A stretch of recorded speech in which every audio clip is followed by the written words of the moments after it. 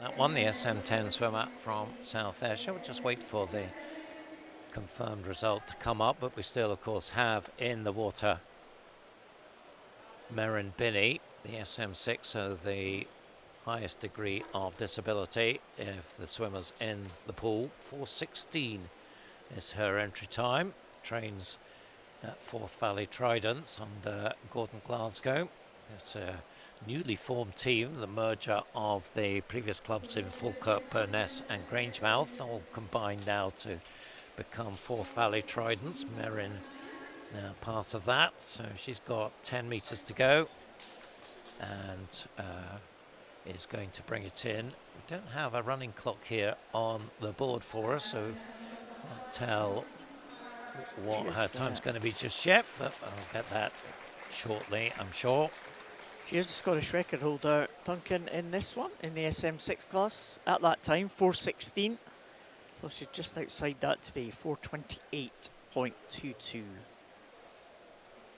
So Sienna Oxby first to the wall, and followed by two young swimmers from GB Team Para, Isabel Haynes and Brooklyn Hale, the SM9 swimmers.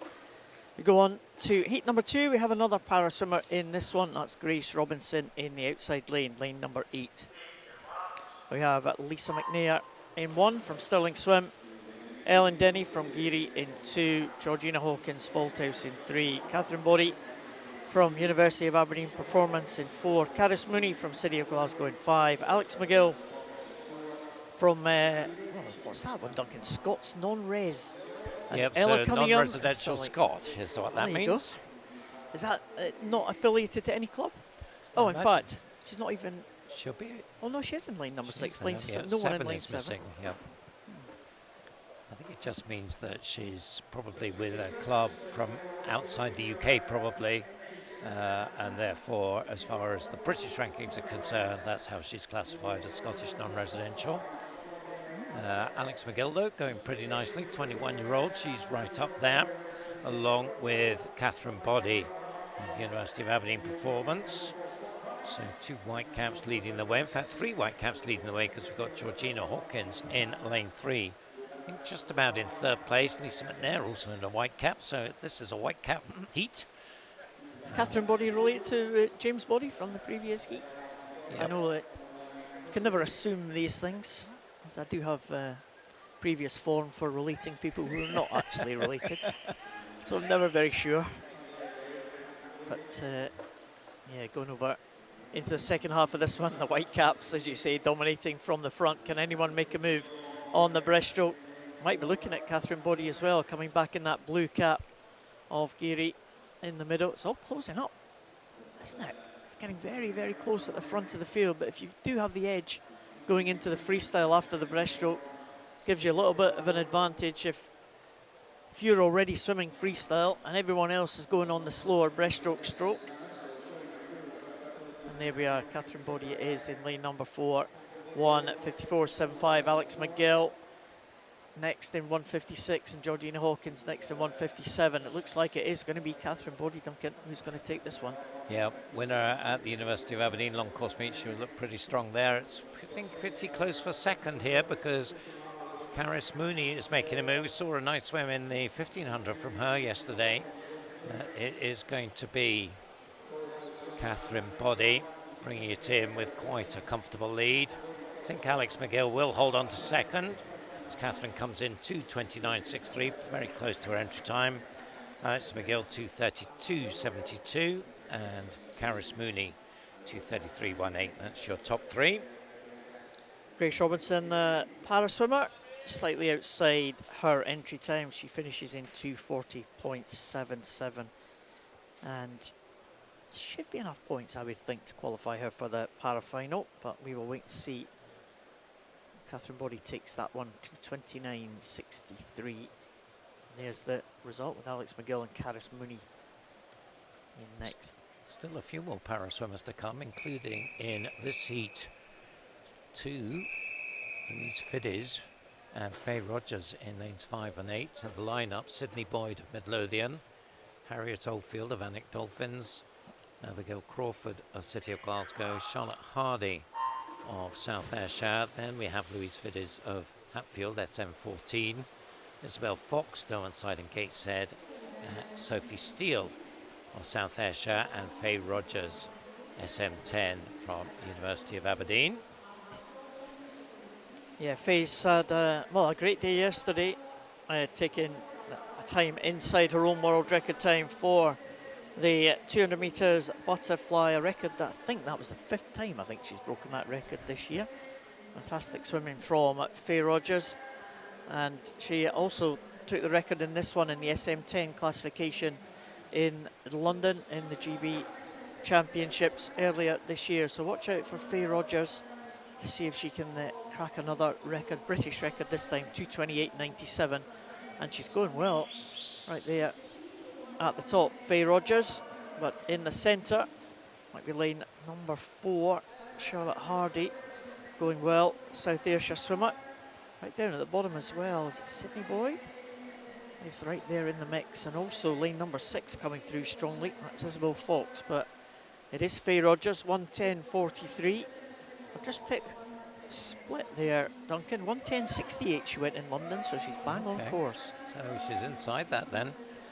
Just seems every time she goes into the water she is challenging the record books. But Charlotte Hardy trains at Millfield, where represents South Ayrshire when she's up in Scotland, and she is a renowned breaststroker and is coming through in this section of the race in lane 4. Charlotte Hardy, member of the Scottish junior team. Mainly see her on breaststroke events. Nice to see her doing the 200 IM here and putting herself in a very strong position now. 1:52.99 as she turns for home. Faye holding second. Isabel Fox just a 10th behind her, 1:56.37. Is that still on track? Still on, 1:56.82 in London. So half a second inside that British record pace now for Faye Rogers. The record stands at 2:28.97. No, in fact, these split. No, actually, she's slightly outside the record now, Duncan. Sorry. That was maybe her old splits for a record, so I'm not sure if she's going to get that 2:28 now. Faye Rogers, sorry Faye, we've been building you up there. She is inside that time, 2:32 actually. It did slip away in the final stages for Faye Rogers. Charlotte Hardy takes it. Isabel Fox, Harriet Oldfield, and Faye Rogers just in 4th position there. But that'll be a big points total for Faye Rogers. She should qualify for that para-final, as will Louise Fides, I think, with 2:37. So watch out for that tonight. We'll try and we'll contain your excitement, We'll get the correct splits there for it. Heat number 4, so the first of the cycle-seeded heats. And the line-up there for you. We have Alice Cummings, City of Glasgow in 1, Constance Logan, Crawley in 2, Nuala Gower, University of Aberdeen in 3, Evie Mackey in 4, South Lanarkshire. 5 is Paige van der Westhuizen, University of Stirling. 6, Erin O'Meara of Aquajets Newcastle. Layla Weatherspoon of Hearts in 7, and Caitlin Ebbage of University of Stirling in 8. 2:19 to 2:27, the range of times here, and a strong start in lane 4, Evie Mackey. She was good yesterday, wasn't she, in that 400 IM? Silver medalist, I think, from memory, and junior champion. 30:13 for her first 50 in this one. She is a member of the junior team and junior finalist at the British Championships. Was 4th in this event last year. Going nicely over in lane 8, Caitlin Ebbage. Slightly surprising to see Caitlin in an outside lane here, because she's a very fine swimmer. And expect to see her strong in this next 50 as she comes up pretty much alongside Evie now. Just 2/10 between them, 1:06.42 and 1:06.61, about 4 seconds faster than the previous heat. So let's see how it works out. Paige van der Westhuizen is moving up as well. She was silver medalist last year, so she'll want to have a good lane tonight. And she is perhaps just going past Caitlin Ebbage now, but on the toes of Evie Mackey, who still continues to lead it in lane 4. Yeah, Evie Mackey coming to this final turn now, just with the edge. We'll see the split for the breaststrokes. Well, it was slightly faster from Van de Westhuizen, but only by 1/10 of a second. So Nulagau was probably the fastest there in the pool, I think, possibly. We've seen her do that in breaststroke in the 400 IM in the 2 races that she had yesterday. But it is going to be Evie Mackey looking very strong indeed. The 16-year-old is just going to hold off the challenge there from Paige van de Westhuizen. Again, there's 3 seeded heats here, so position really important here to get to the wall first. So Evie Mackey 2:21.66 should secure her place in the final with 2 heats to come. 2:22.82 for Van de Westhuizen is looking in a good position as well. Nulagau with 2:26. Is that going to be good enough, Duncan, with 2 heats to come? It's going to be tight, isn't it? Yeah, we'll keep an eye on that. That's the next 2 heats. 2:26 will be maybe around that. The difference between an open final and a B final. There's your lineup. We have another para swimmer, Olivia Newman-Baronius, goes in lane 1, SM14 swimmer. Then we have Coco Croxford, who was right up there in the 200 butterfly yesterday. Evie O'Halloran-Hutchinson, Dermot and Gateshead in 3. Anna Farrow, bronze medalist in the 400 IM, goes for Bath University in 4. Zara Kravis, East Lothian in 5. She was a junior champion in the 100 free yesterday. Maisie Guilford of Bath University in 6. Kiana Kurtzer of Warrender in 7. And another para swimmer, SM14 as well, Bethany Firth of Ards. What a career Bethany has had over the years. Yeah, absolutely. She won her first Paralympic gold medal in London in 2012, and she was representing Team Ireland at that point. Once she moved to GB, in Rio, 3 gold medals, and in Tokyo in 2021 she won 2 gold medals, so 6 Paralympic gold medals in her career. She missed out on Paris, of course, because she was having a baby at the time. Well, that's a good in reason. August. That's a very good reason not to be there. And she's Going back nicely in the water again, Bethany nice. Firth, but you know, she's a star. I think she was the first Commonwealth Games gold medalist for Ireland, I think. It was on the same day as Northern Ireland, of course. Same day as Daniel Whiffen, I think. But I think Bethany was slightly before Daniel Whiffen's gold medal. But in the water at the front is Anna Farrow now. So we certainly expect her to get herself a good lane in the final. Evie O'Halloran-Hutchinson in lane 3, and then really a whole bank of swimmers, maybe just edging it. Coco Croxford in lane 2, but Bethany Firth is right up there with her in 8, and started to make a bit of a move in 6, Maisie Guilford, with Zara Kravis beside her, but Anna Farrow will lead them through into the freestyle, the 42.0 there, so 42s for the top 3 swimmers there. 1:49 is about half a second slower than Evie Mackey in the previous heat, but I don't think they'll be too worried about that. Anna Farrow will be booking herself a nice lane. There's a right old scrap going on. Ooh. This could be important there in lanes 5, 6 and 7. They're going to be really battling for a place in that open final, you would think. Remember that 2:26, so we'll keep a memory on that. Yeah, 2:23, Anna Farrow takes it.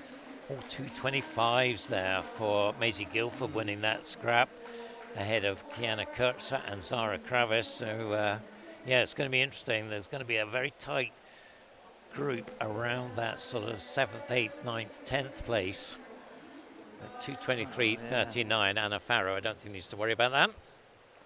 Kiana Kurtzer flying in 6th at the moment, just on the wrong end of that touch with the 3 swimmers coming in together.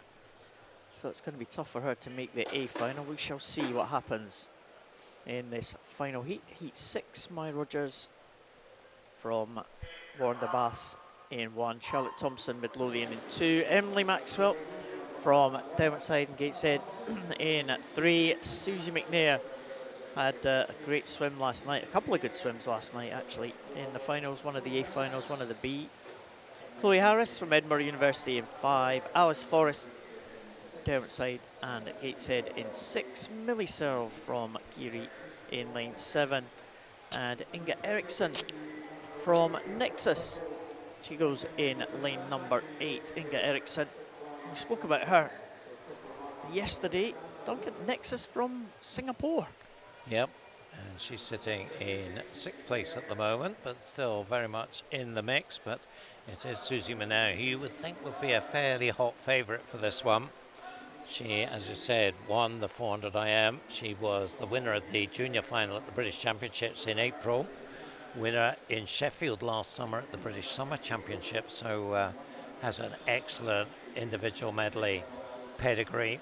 And she's up by around about 3 metres and turns 1:06.05, which is the fastest halfway split that we've seen.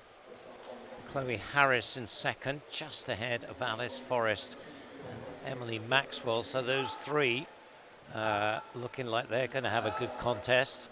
So it is all going to be close, I think. Remember, I think we're now talking sort of 2:25, so 4th place at the moment, 2:24, 5th place 2:25s and 2:25 in 6th as well. So if you're under 2:24 and you're in the top 4, you're safe. Coming up to the 150, Susie 1:48.19. Well, she's certainly safe and swimming well within herself, I think, here, but still, oh, what's that, 5-6 metres clear of the race for second, with Alice Forrest maybe just moving into 2nd place now. Outside and Gateshead swimmer, silver medalist at the Northumberland and Durham County Championships at the beginning of the year. She has to try and hold off a fast finishing Emily Maxwell, her teammate, and also lane 5, Chloe Harris. No problem for Susie. She comes in 2:22.45. In fact, 2nd fastest qualifier, not quite as fast as Evie Mackey, but I don't think she'll be worried about that. 2 swimmers in the 2:24s. They'll be okay. Emily Maxwell and Alice Forrest. Chloe Harris, 2:25.62. I think we'll just miss out on the open final. But just, I think. Yeah, we'll see that in a moment. There's confirmation of that final heat. And now there's your top 8. So Maisie Guilford is the one who just gets in. 2:25.49, and yes, just 100th there between Chloe and Kiana, so that's going to be interesting for a B final. Bethy Firth there, 17th overall, but surely will be in a very strong position in the para final. Faye Rogers there, Olivia Newman-Baronius as well, all in good positions, so we'll see them, I'm sure, swimming again tonight. Yeah, some of these para swimmers on that final page. We'll see them again tonight in that para final for the 200 IM. It's the first heat of the male and open 100 backstroke. And it's all para swimmers in this one. Max Davis in lane 1 and S8. Lewis Jones in lane 2 and S9. Akash Das in lane 3. He swims in the S8 class as well. Jason van der Merwe in lane 4. He swims in the S14 classification.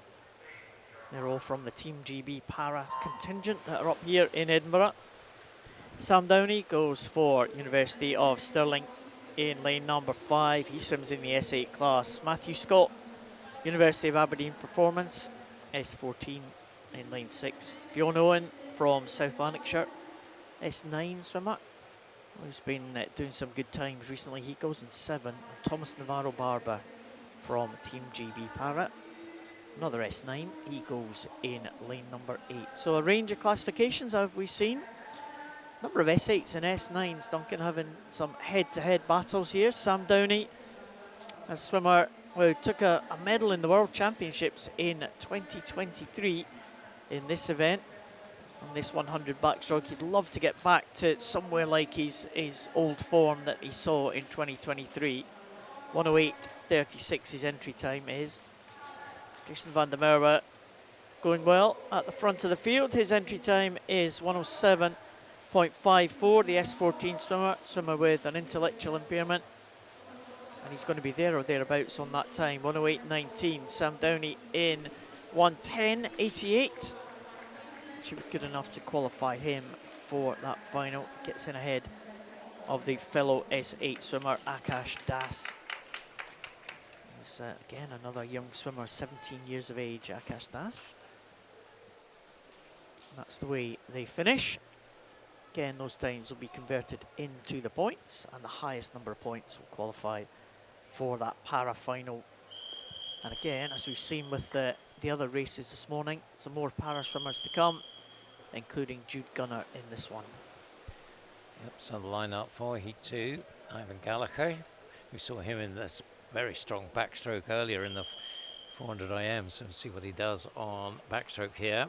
So he goes for Derwentsside and Gateshead in 1, Cameron O'Donnell, South Lanarkshire in 2, Miller Cunningham of Glenrothes in 3, Daniel Morehouse of Derwentsside and Gateshead in 4, Kyle Mossman, City of Glasgow in 5, Rowan Brown of Elgin in 6, Ruben Pearson of Bounds Hill in 7, and then we have their 14 swimmer Jude Gunner for Team GB Para in lane 8.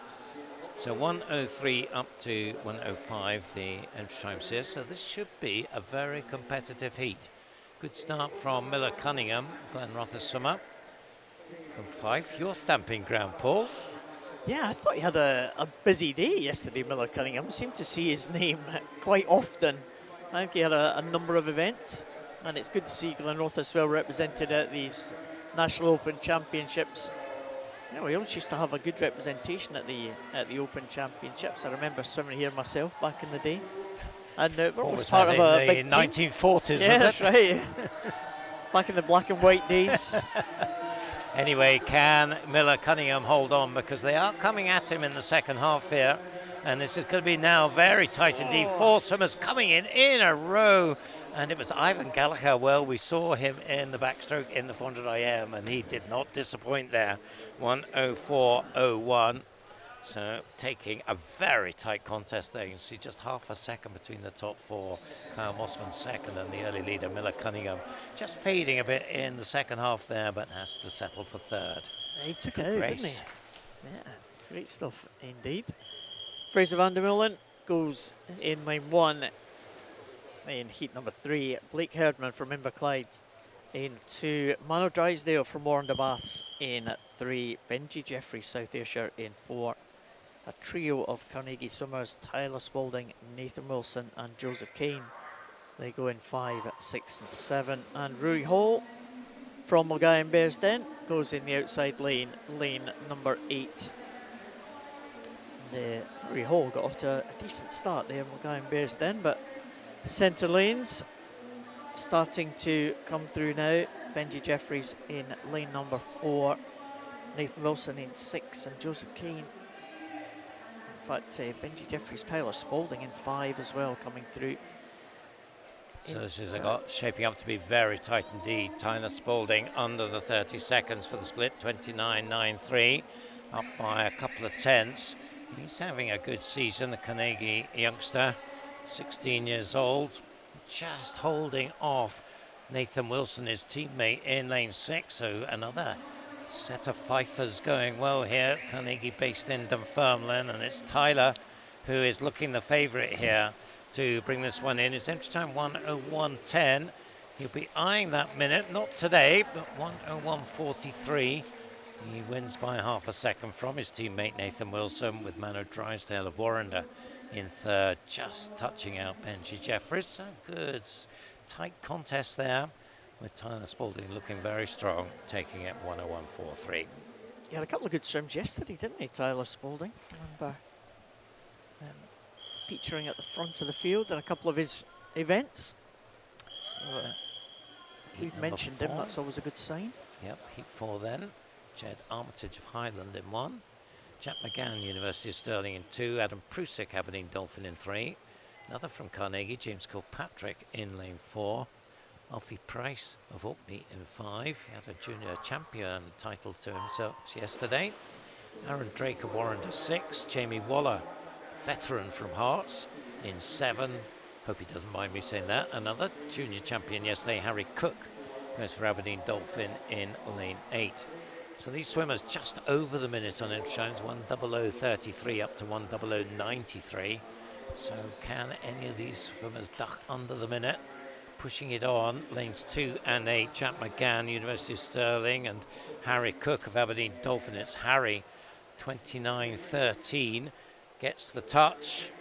Is that good enough to get under the minute, Paul? 29.1, it's there or thereabouts, I think, on backstroke. High 28s, low 29s, and you're not going to be far away. Indeed, Harry Cook there, he's really going for this one in the outside lane, the 15-year-old. Is he going to be able to keep this going? It's just going to slip by the minute, I think, but not by much. Well, he might just be there. 59 point. Oh, he is in it. Look at that. 59.83. Well done, Harry Cook. And he waves to his teammates there as he finishes that one. And Harry Cook, 59.83. Well done to him. Alfie Price in second and Jack McGann in third place, winning that close contest. But that was an excellent swim there from Harry. Under the 1 minute, that's what we love to see. Yep, so let's see how we get on. The first of the cycle-seeded heats now. The line up, 2 from Sterling Swimming, Magnus Morris in 1, Greer van der Merlen in 2, Lucas Brown for University of Stirling in 3, Jamie Ferguson, University of Aberdeen in 4, silver medalist in the 50 yesterday, Robert Burgess, Edinburgh University in 5, Archie Evans of Bath University in 6, Rihaz Kajis of Marlins in 7, and South Lanarkshire's Ethan Stewart in lane 8. Where did you say the Marlins are from, Duncan? Muscat in the Middle East. So one of these teams where you have the expatriates getting up great facilities to train. So we'll see how Rihaz Kajis gets on. But it's lanes 3 and 4 and 6 at the moment. That is Lucas Brown, Jamie Ferguson and Archie Evans. Jamie just touching by 900s, 27.55 from Lucas Brown, Archie Evans all under the 28. Jamie in the white cap there in lane 4, 55.10 his entry time. Won the B final at the British Championships back in April. Let's see what he can do here again. It's about qualifying, and he's going to do that comfortably. Lucas Brown looking pretty solid in 3, along with Archie Evans in 6. That's your 1, 2, 3. 56.81 sets the marker for the next 2 heats. Lucas 57.7, 58.0 for Archie, just outside his entry time by a couple of tenths. A 58.5 for Robert Burgess as well. The others just over the minute.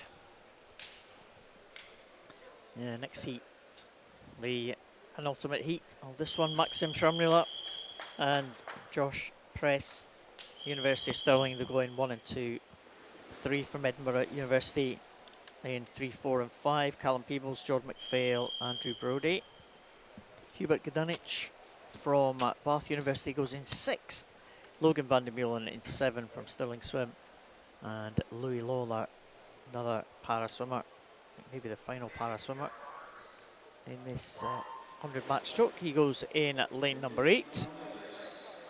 But the seeded heats, of course, the fastest swimmers in the centre of the pool. Jordan McPhail is the 2nd fastest entry time in the entire field, so expect him to go well in lane number 4. But Andrew Brodie at the moment is just leading them out in lane number 5. 56.81 for that previous heat, and 57.76 for 2nd position. So somewhere in the, maybe in the low 57s might get you there. Maxim Shamrila, what a good first 50 that he had, going out there from University of Stirling in lane number 1, right in the mix. But the centre lane's now beginning to power through in the second half of this 100 back. And it was George McPhail who's now taking up the running, trying to secure that place in that top 8, the fastest 8 times. And 56.80, just 100th faster than the previous heat. Andrew Brodie will be lying in 3rd place overall. Hubert Gdanich, 58 point, will be there or thereabouts, Duncan. And Maxim Shamrila, great first 50 there, just caught at the end and down in 5th place. Might be good enough for a B final. Yeah, it's going to be there or thereabouts, isn't it? As we go to our final male and open backstroke heat. The line up there, Ethan Collins of Sterling Swimming in 1, Harry Sharp of Warrender in 2, Jack Doherty Simpson, City of Glasgow in 3, winner of the 50 backstroke yesterday, Scott Gibson, goes for Edinburgh University in 4. Zach Speakman, who was also on the podium in that one, goes for University of Stirling in 5. Finley Davis back in the water after his 400 IM. He goes in lane 6 for University of Stirling. Logan Jackson, University of Aberdeen in 7. And another Marlin swimmer, Thomas Dean, in lane 8. So once again, it's the centre lane, Scott Gibson and Zach Speakman. I always think of Scott as a specialist 50 backstroker, but he's really been working on his 100 back over the last year or two, and he'll be pushing on in the second half here, but he's a 10th behind Zach Speakman at the turn, 27.93, so a little slower than the previous heats, but Zach, another B finalist in the British Championships, but Scott Gibson now alongside him, and he will be looking to edge this one. And well, let's see, he's taking this pretty hard in the second half here, and he's pulling away from Zach in the end, about 1.5 meters clear of him, 56.71, so that is a 10th faster than the previous 2 heats. It's going to be a very tight back final tonight, isn't it? 3 swimmers within a 1/10 of a second at the front of the race. So just confirmation there, 57.44 for Zach Speakman, Finley Davis 58.29. Again, we'll see the top 8 coming through any moment now. If Finley Davis make it in 58.29, he might just be there, I think, in these low 58s. No, is the answer. It's not. Wow, we've missed out by what, 5 100s? Yep, there he is at the top of the second page. So the in lane 4 in the B final, unless there's a withdrawal. Greer van der Melle and Josh Press just outside. So you had to be pretty much under the minute to get a second swim. Remember that under the minute from Harry Cook? That gets him a second swim. Well, great stuff. Yeah, Harry Cook forcing his way into that B final. There's para swimmers, Jude Gunner, Jason van der Merwe, and the final page of para swimmers as well. There are the finalists for the A final. Hubert Gedanich making it in 58.24 we had for that final. Finley Davis just missing out with 58.29. Yeah, looking at the para swimmers, I think it's going to be Sam Downey, Louis Lawler, Jude Gunner, Akash Das, Jason van der Merwe, Max Davies, Lewis Jones and Bjorn Ain. I think they will be the 8 who will make it through. Matthew Scott and Thomas Navarro-Barber will just miss out, I think.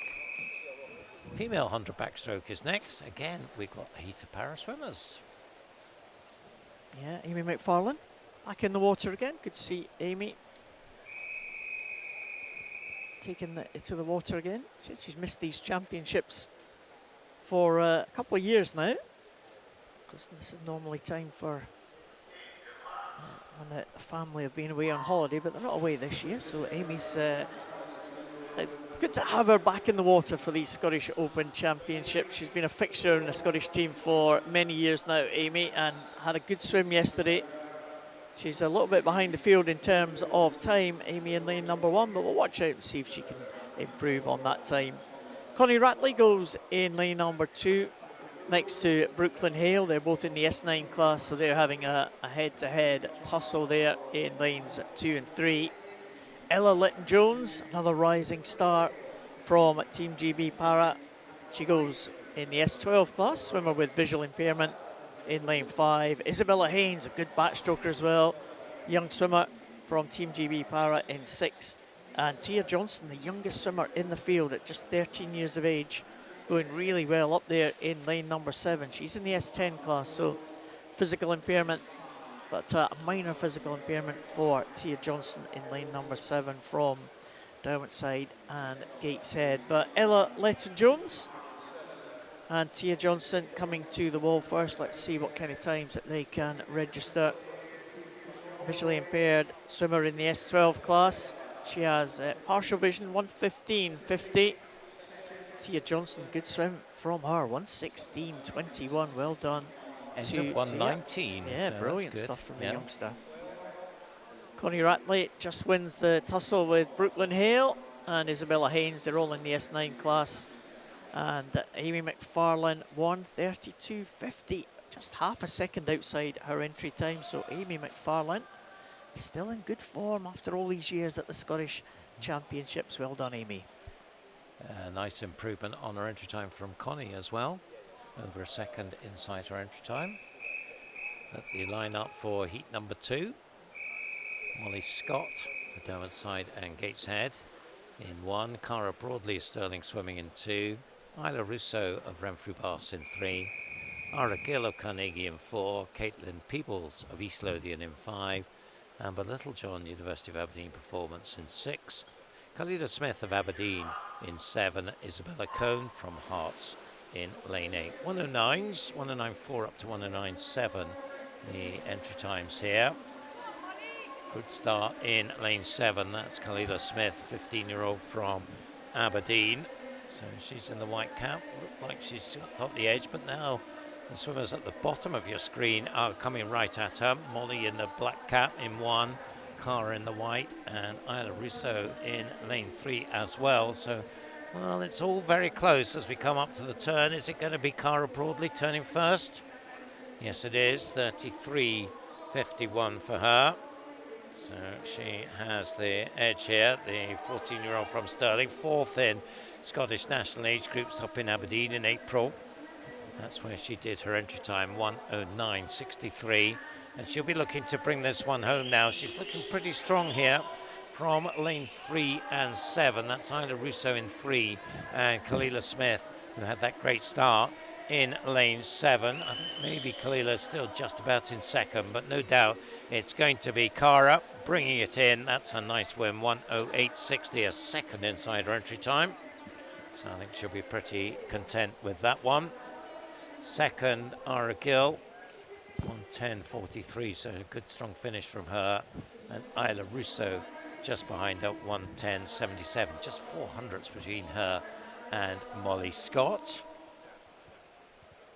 Yeah, nice improvement there for heat number 2.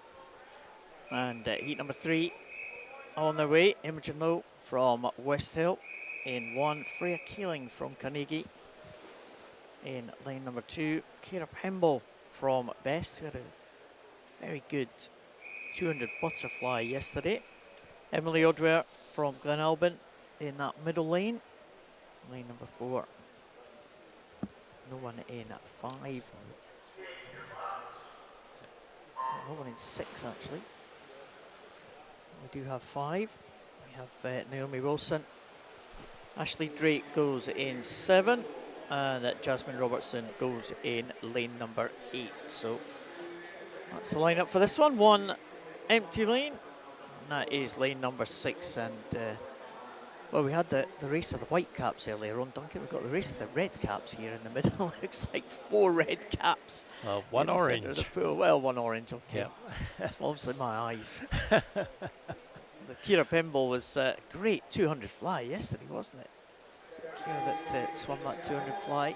And, well, looking good in the early stages. The best swimmer. The 3 swimmers in the centre lanes all entered on 1:08.40. Yeah, expect a close one. See how this one works out. Ciara, based in Eyemouth, just on the Scottish side of the border in Berwickshire, coached by her dad Ian. And I was talking to her earlier actually, and I said, I thought you were going to die in the 200 fly at the last stages. And she said, yeah, I thought I was going to as well. But she's certainly not dying in this one. 1:09.54. She's having a storming meet, and that's a nice swim from her there. Taking the heat just within a 10th of her entry time. Ashley Drake, half a second back on her, 1:10.03, with Freya Keeling just another 10th back in 3rd, the Carnegie swimmer, 1:10.17.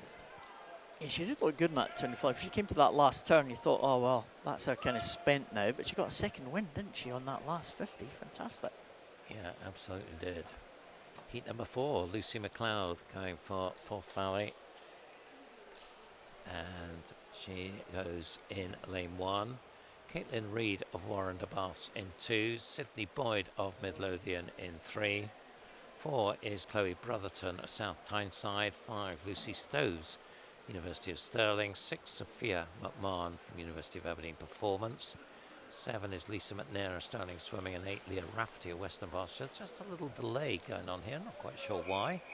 But the whistle's going now, so they'll be in the water before you know it. Side-by-side starts you'll see, which you don't see too often on Backstroke, but I think reflective of the fact that we've got a very busy programme, and it does save a little bit of time. And there's plenty of room with these big wide lanes, so no problems at all for the athletes. 107.4 to 108.3 in the Swan Pool. Yeah, there was a couple of races yesterday, I think. Talk about the big wide lanes. There was some swimmers swimming up the left-hand side of the lane, others swimming up the right-hand side. They were in the lanes next to each other. It looked like a huge gap between them. But these are wide lanes in these 8-lane pool here in the Royal Commonwealth Pool. But good start there in the centre lanes. It's all to play for. Maybe at the top there in lane number 7, or lane number 2 coming back strongly as well. Who's going to be first? It's Lucy Stoves in the middle. Chloe Brotherton from South Tyneside in the centre as well. Caitlin Reid just 2 100s back. Only a couple of tenths separating absolutely everyone here. Lucy Stoves in lane number 5. Maybe just has the edge here as they come down. Entry times here just over the 108 mark, and the 2 in the middle just under that 108 mark. So that's the standard that we'll be looking for here for these times. Lucy Stoves trying to improve her entry time of 107.94. And again, just outside that by around about a second or so. Chloe Brotherton in 109.33 in second place. So the backstrokers been there or thereabouts in these heats, Duncan, but very few of them have dipped inside their entry time so far. Yep, so we'll see how we go with this one. This is the last of the unseeded heats. Heat number... Oh no, it's the first of the cycle-seeded heats. I should pay more attention here. So Alex McGill for her second swim of the morning goes in lane 1. Abigail McInerney, Inverclyde in 2. Ruth Fowler of Bath University in 3. Holly Widows, she had a good day yesterday. On the podium twice, I think, from Mount Kelly in 4. Drew Mackenzie, Edinburgh University in 5. Eve Wood of Orkney in 6. Rosie Foster of Warringer in 7. Heather Clubb, Aberdeen Dolphin in lane 8. 102 to 107.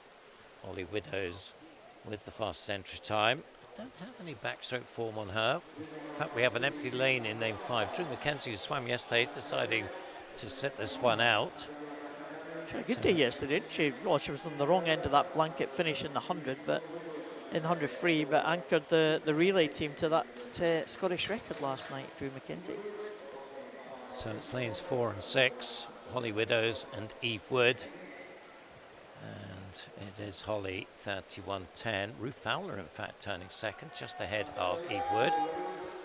Ruth Fowler from Bath University, Southwest Regional Champion, and she is pushing quite hard there in lane 3, just on the shoulder of Holly and Eve Wood, who will be probably focusing on the Island Games in a couple of weeks' time, hosted by Orkney. So she's probably their leading light at the moment. But just taking it is Holly Widows, 1:4.65. So a couple of seconds away from our entry time, but you'd expect that. Certainly the fastest we've seen so far. Fairly comfortably. Ruth Fowler just behind her, and Eve Wood in a 1:05.58 in third. Again, you've got these 3 cycle-seeded heats, so will 1:05.5 be enough to get into the open final? We'll find out in the next few minutes. Yeah, there's heat number 6. Lorraine Ferris from Cumbernauld, Rebecca Reid from Aberdeen, Sophie Weston, Bath University, Melissa Maybury from City of Glasgow, Amy Shales and Anna Green from Edinburgh University, Maria Mischenko from University of Aberdeen Performance, and Abigail Crawford from City of Glasgow. Well, Melissa Maybury 102.30. She's got a 0.7 of a second advantage over Amy Shields. But Amy Shields also had a good swim yesterday in the final session. And if she can continue that good form. What a good start from Anna Green in lane number 6 from Edinburgh University. Again, they're looking, well, we had 2 in the 104 range in that previous heat, 1 more heat to come. So somewhere in maybe the 104 range, Duncan, maybe in the low 105s, might just get you into that A final, into that top 8. Anna Green, Millie Mainwaring, and Amy Shields trying to make sure here. Amy Shields in lane number 5. Sophie Weston coming back as well in 3. But it does look like it might be Anna Green and Melissa Mainwaring coming to the touch now. Anna Green had a very good start, and she's continued that good form here, and she's in the 104 range. She's under the 104 actually, 103.97. So a couple of fast times there at the front of the field. Sophie Weston also in 104.76. So we had 2 in the 104s in the first heat. We've got 3 this time. Yep, so that's 5 accounted for. No, 105s are on shaky ground, I think. Anna Green, nice swim from her there, right on her entry time. So not too many swimmers swimming their entry times here. Here's the lineup for the final heat. Bethy Firth, SM6 swimmer. Scarlett Ferris, who won the 50 backstroke last night. She goes in lane 2 for Perth City.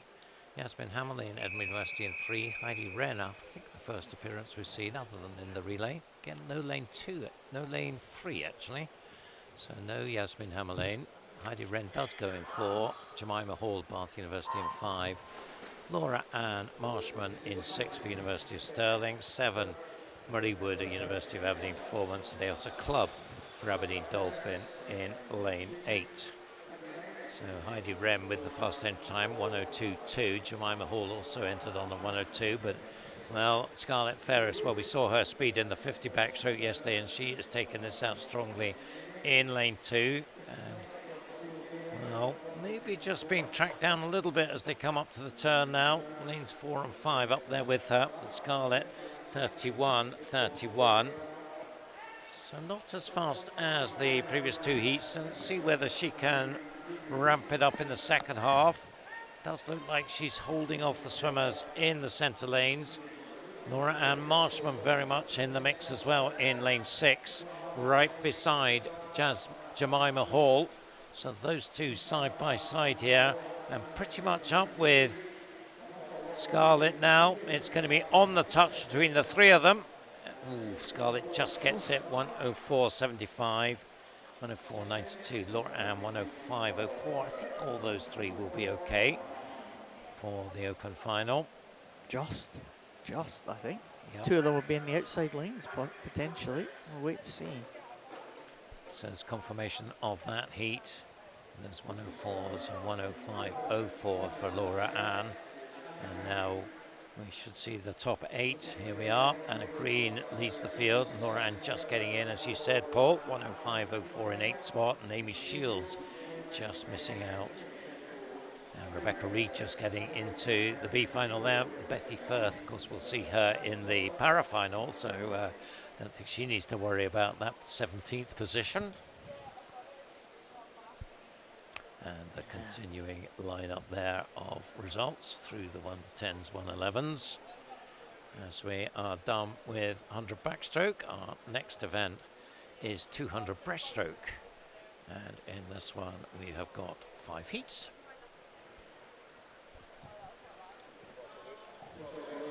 See a few now empty lanes appearing. People are just maybe feeling after day 1's competition. We've had very few empty lanes yesterday.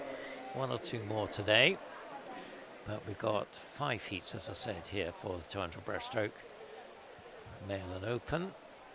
And in this first heat, it looks like we've got they're all being taken away from the block, so we've got a delay here. It looks like we might have an empty lane again. I think perhaps that might be in lane 4, but let's see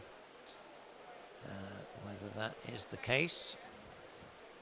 Some discussions taking place down there with the technical officials. Yeah, it's run pretty smoothly so far this morning, so this is our first real delay, so obviously something Not quite right. Someone being beckoned from the stands or from the teams. I'm not sure exactly what's going on. Well, there's furious hand waving. People standing about, waiting for confirmation. Not sure what's happened there. Someone just missed their start time or something. I'm not too sure. Well, you wouldn't usually wait. If they miss, they miss. Yeah, exactly. But yeah, let's just give a chance for a little bit of sit back and relax for a moment as we. A bit frustrating for the swimmers. They just want to get on with it here. Keep themselves limbered up there and see. The yellow cap Fergus Reid of Geary just doing a bit bouncing up and down. And there is our meet referee Jeremy Chittleborough, who's obviously resolving the issues. And well, it looks like there is a late arrival at the 200 breaststroke pool. Okay. Maybe it's one of the reserves, possibly. No, it looked like an Inverclyde swimmer. So Luke Garrity was scheduled to go, and it looked like it was an Inverclyde top that he was stripping off. So I think it is Luke. So yeah, that's very benevolent of them to give him time. Maybe he had a good excuse. He had a note from his dad or his mum. I was late because the cat stole my homework. Do they have they got appointed call times for each individual race? Yes, they do. So maybe they're running a little bit ahead, possibly. Or maybe he had an excuse because, you know, he was there in his appointed call time. If they're running a little bit ahead, then that might be the explanation for it. Yep, could be. They might have not have accounted for these side-by-side starts in the backstroke. There you go. Yep. All that time saved, and now look at us. Exactly. Oh, well, it's put into the list. It was a good idea at the time. Look at this discussion here taking place Absolutely. in the corner of the picture there. Oh. The great and the good of Scottish swimming. Well, are now good to go.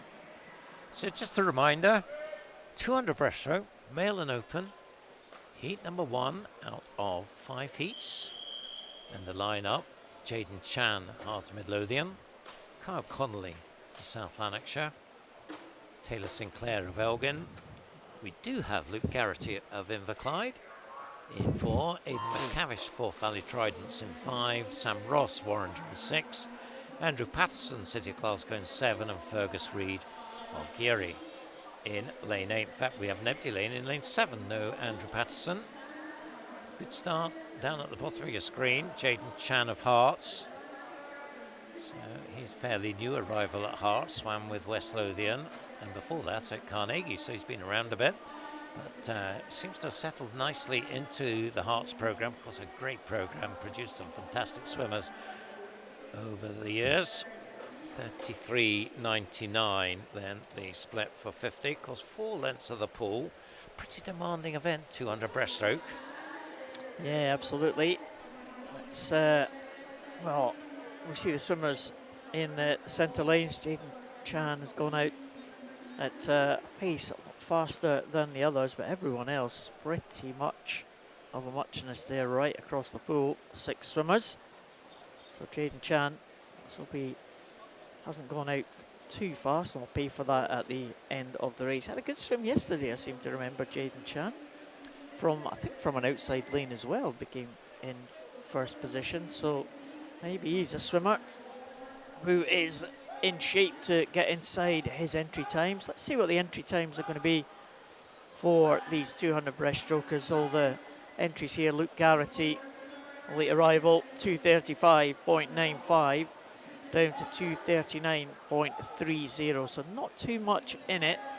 Jaden Chan, at the minute, as he comes up to this final turn, Duncan, will just be able to see how everyone else in the pool and in terms of the pace for that previous 50. It's always interesting to see these splits, to see who's making their move through in this 200 breast. Let's have a look now. 42.49, and yes, Sam Ross is closing by about a second here, and he's around about just over a second back, Duncan. This could be close. Yeah, remember he had an excellent breaststroke in the 400 IM right at the beginning of the morning, and he is coming up pretty strongly here, the Warrender swimmer in lane 6, Sam Ross. So can he finish the job here? Also going nicely up at the top of your screen in the yellow cap there, Fergus Reid of Geary. But it's Sam Ross, I think, is just moving past Jaden Chan now. It's difficult to tell from that shot there, but when you look down the menu, it's going to be tight. Oh, it is. Jaden holds on. Well done. 2:39.04. So he was about a second slower on that last 50, but he had enough in hand and takes the win. He was entered to 39.20, so he nicks inside that. So nice win from the outside lane. Sam Ross just behind him, 2:39.21. Fergus Reid with that strong finish, taking third, 2:41.96. It was a good finish from Jaden Chan. They dive for the wall and just getting the touch there ahead of Sam Ross. There's the second heat of the 5.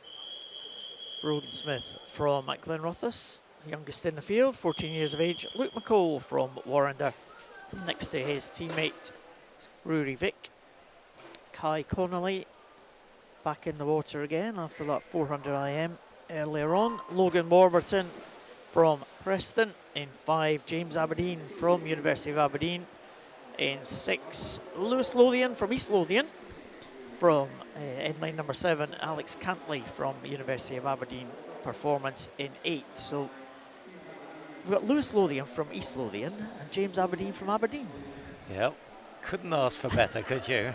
No. And Lewis Lothian off to a decent start in lane 7. Looks like he's going to touch first, although it's going to be pretty close. Brogan Smith going well there in that purple cap in lane 1.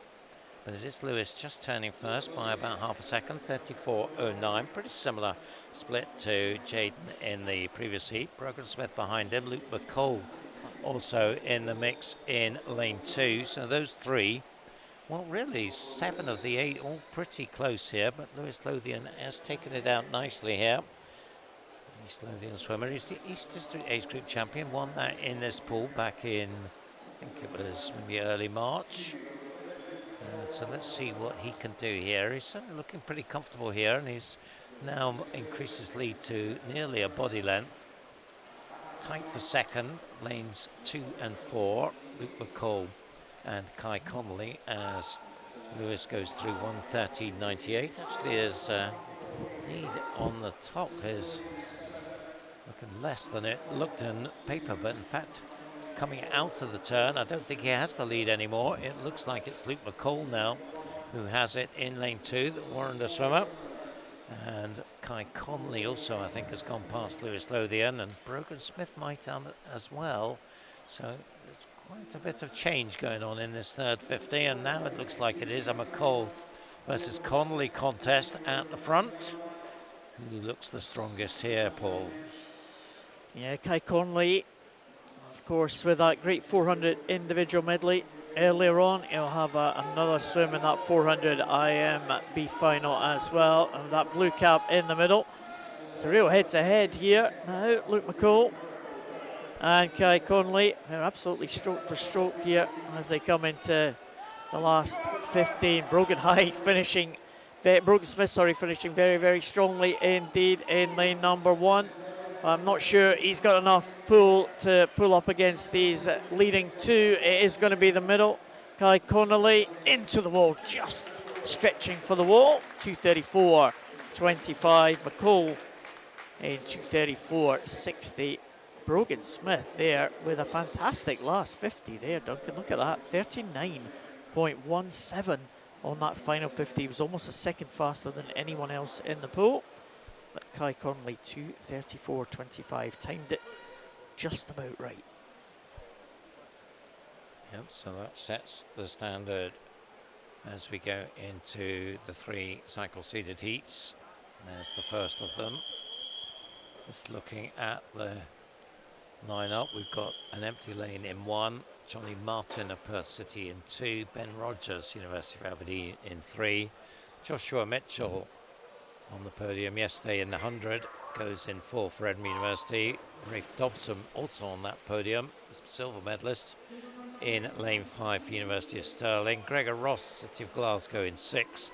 Jack Philpott, Dermot Side and Gateshead in 7, and Dare Finderson Glenarvan back in the water in lane 8. So you'd expect this to be a contest in the centre lanes. Let's see if it works out that way. Joshua Mitchell taking it out for Edinburgh University. B finalist in the British Championships, 4th here last year. And he goes through 32.68 by 2/10 on Rafe Dobson. Ben Rogers turning 3rd ahead of Johnny Martins. That's your top 4. So we come down length 2, and it is Joshua in lane 4. It's got maybe about, I was going to say it's got about a metre, but I think Rafe Dobson's coming back at him a bit. See, as we come down towards the halfway mark, and working hard as well, Ben Rogers in lane 3. Faith's little brother. Yeah, I'm not sure he'd like the word little. If you're listening, Rogers is sorry. Yeah, he's doing well in 3rd place here. Needs to hang on to that 3rd place, give himself a chance of that A final, the top 8, because it's 2 more heats to come, of course. And right out in front of the field now, Mitchell. I thought that Dobson was going to come back a little bit. It looked like he was coming back towards the bottom end, towards the halfway point. But Mitchell now has got this one back under control. 36.29 for that previous 50. And look at that. Almost 2 seconds taken out of Rafe Dobson in that one. A second back is Ben Rogers. Not sure if anyone is going to catch these top 3. It's all getting a little bit spread out now as Mitchell puts on the power, trying to secure that place in the top 8. 2:15.40 the entry time.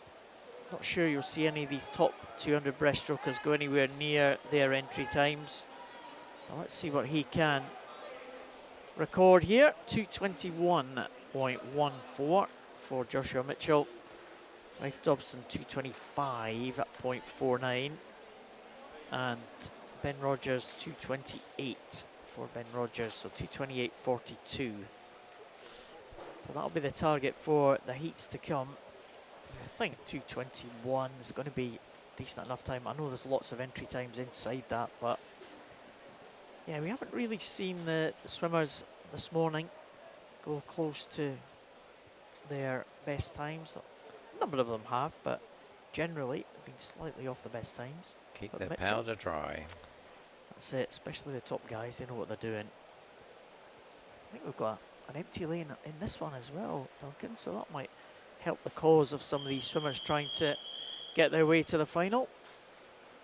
Yep, no Andrew Arthur in lane 4, so the line-up is Craig Shaw, South Lanarkshire in 1, Jack Mitchell, University of Aberdeen Performance in 2, Don Bissett, University of Stirling in 3, William Godsall, Bath University in 5, Fraser Dow of Perth City in 6, Robson Miles, City of Glasgow in 7, and Peter McGrother, Dermot Side and Gateshead in lane 8.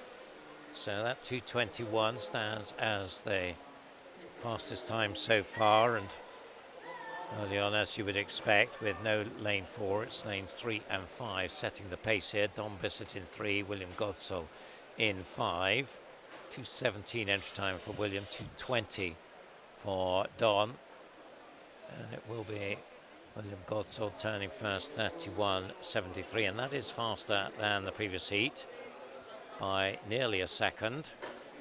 Don Bissett within a couple of tenths. These two opening up a bit of a gap on what could be quite an interesting race for 3rd here. We've got Fraser Dow in the red cap in lane 6, and beside him Robson Miles in the blue in lane 7. Just a little bit further back, Jack Mitchell in lane 2 and Peter McGrother in lane 8. So we've got 2 races really going on here. At the front, Don Bissett perhaps just going ahead now. William Godsall 1:08.07, up by 7 tenths now, and about the same faster than the previous heat. William Godsall just a metre behind him, and then that 3-way tussle for 3rd. Yeah, it's going to be an interesting one, that, isn't it? Lane number 6, possibly just with the edge at the minute. That is Fraser Dow. Jack Mitchell right there in lane number 2. You can see that the University of Aberdeen swimmer. tussling for that third position at the moment. And again, that could be a vital touch here if they can get into that one. Don Bissett leads them through. 1:44.57. William Godsoe. Those two look safer place in that senior final, A final. We shall see who's going to get third. Is it going to be lane number 2? Is it going to be lane number 6? That is the tussle as we see them just coming into the shot there on the right-hand side of your screen. Jack Mitchell looking good, but at the front, it is going to be Don Bissett who will take that one. Let's have a check of the time. 2:21 in the previous heat, 2:21 in this heat as well. 2:23 for William Godsoe. That should be good enough for a place in the final. And it is going to be Jack Mitchell, 2:31 for Jack Mitchell. I'm not sure that's going to make that A final, Duncan, but should be a place in the B final, you would think, with 2:31.95. And importantly, that's just 500 slower than Johnny Martin was in that previous heat, and he was 4th fastest at that one. So yeah, I think we are talking about B finals for those two probably. One more heat to go, and there is your lineup. Ethan Collins, Sterling swimming in 1, his teammate Lachlan Small in 2, Matthew Garrity in lane 3. In fact, no swimmer in lane 1, no Ethan Collins. We've had a few empty lanes hit this morning. Unusual, isn't it? So as I said, Lachlan Small in 2, Matthew Garrity, City Glasgow in 3, Christian Ryan of Bath University in 4, Callum Melville, University of Stirling in 5, then 2 from University of Aberdeen, Fraser Tetlow in 6, Callum Aitchison in 7, and Aidan Williamson of Highland in lane 8. So fastest time is still from heat 3, Joshua Mitchell, 2:21.14, and at the front of this one, Christian Ryan of Bath and Callum Melville of Stirling. Both, I'm sure, will be thinking they can get comfortably into this open final. Christian Ryan was 4th in the British Championships in April, so he's got a great pedigree.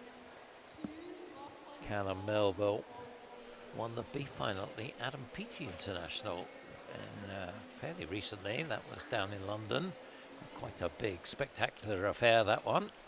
But it is these two at the front of this race, lanes 4 and 5. And there's not a lot between them at all, turning almost exactly together, just 700ths apart. Christian just getting the touch, 1:07.45, and that is around about a second faster than the previous two heats. So these two looking very good indeed here.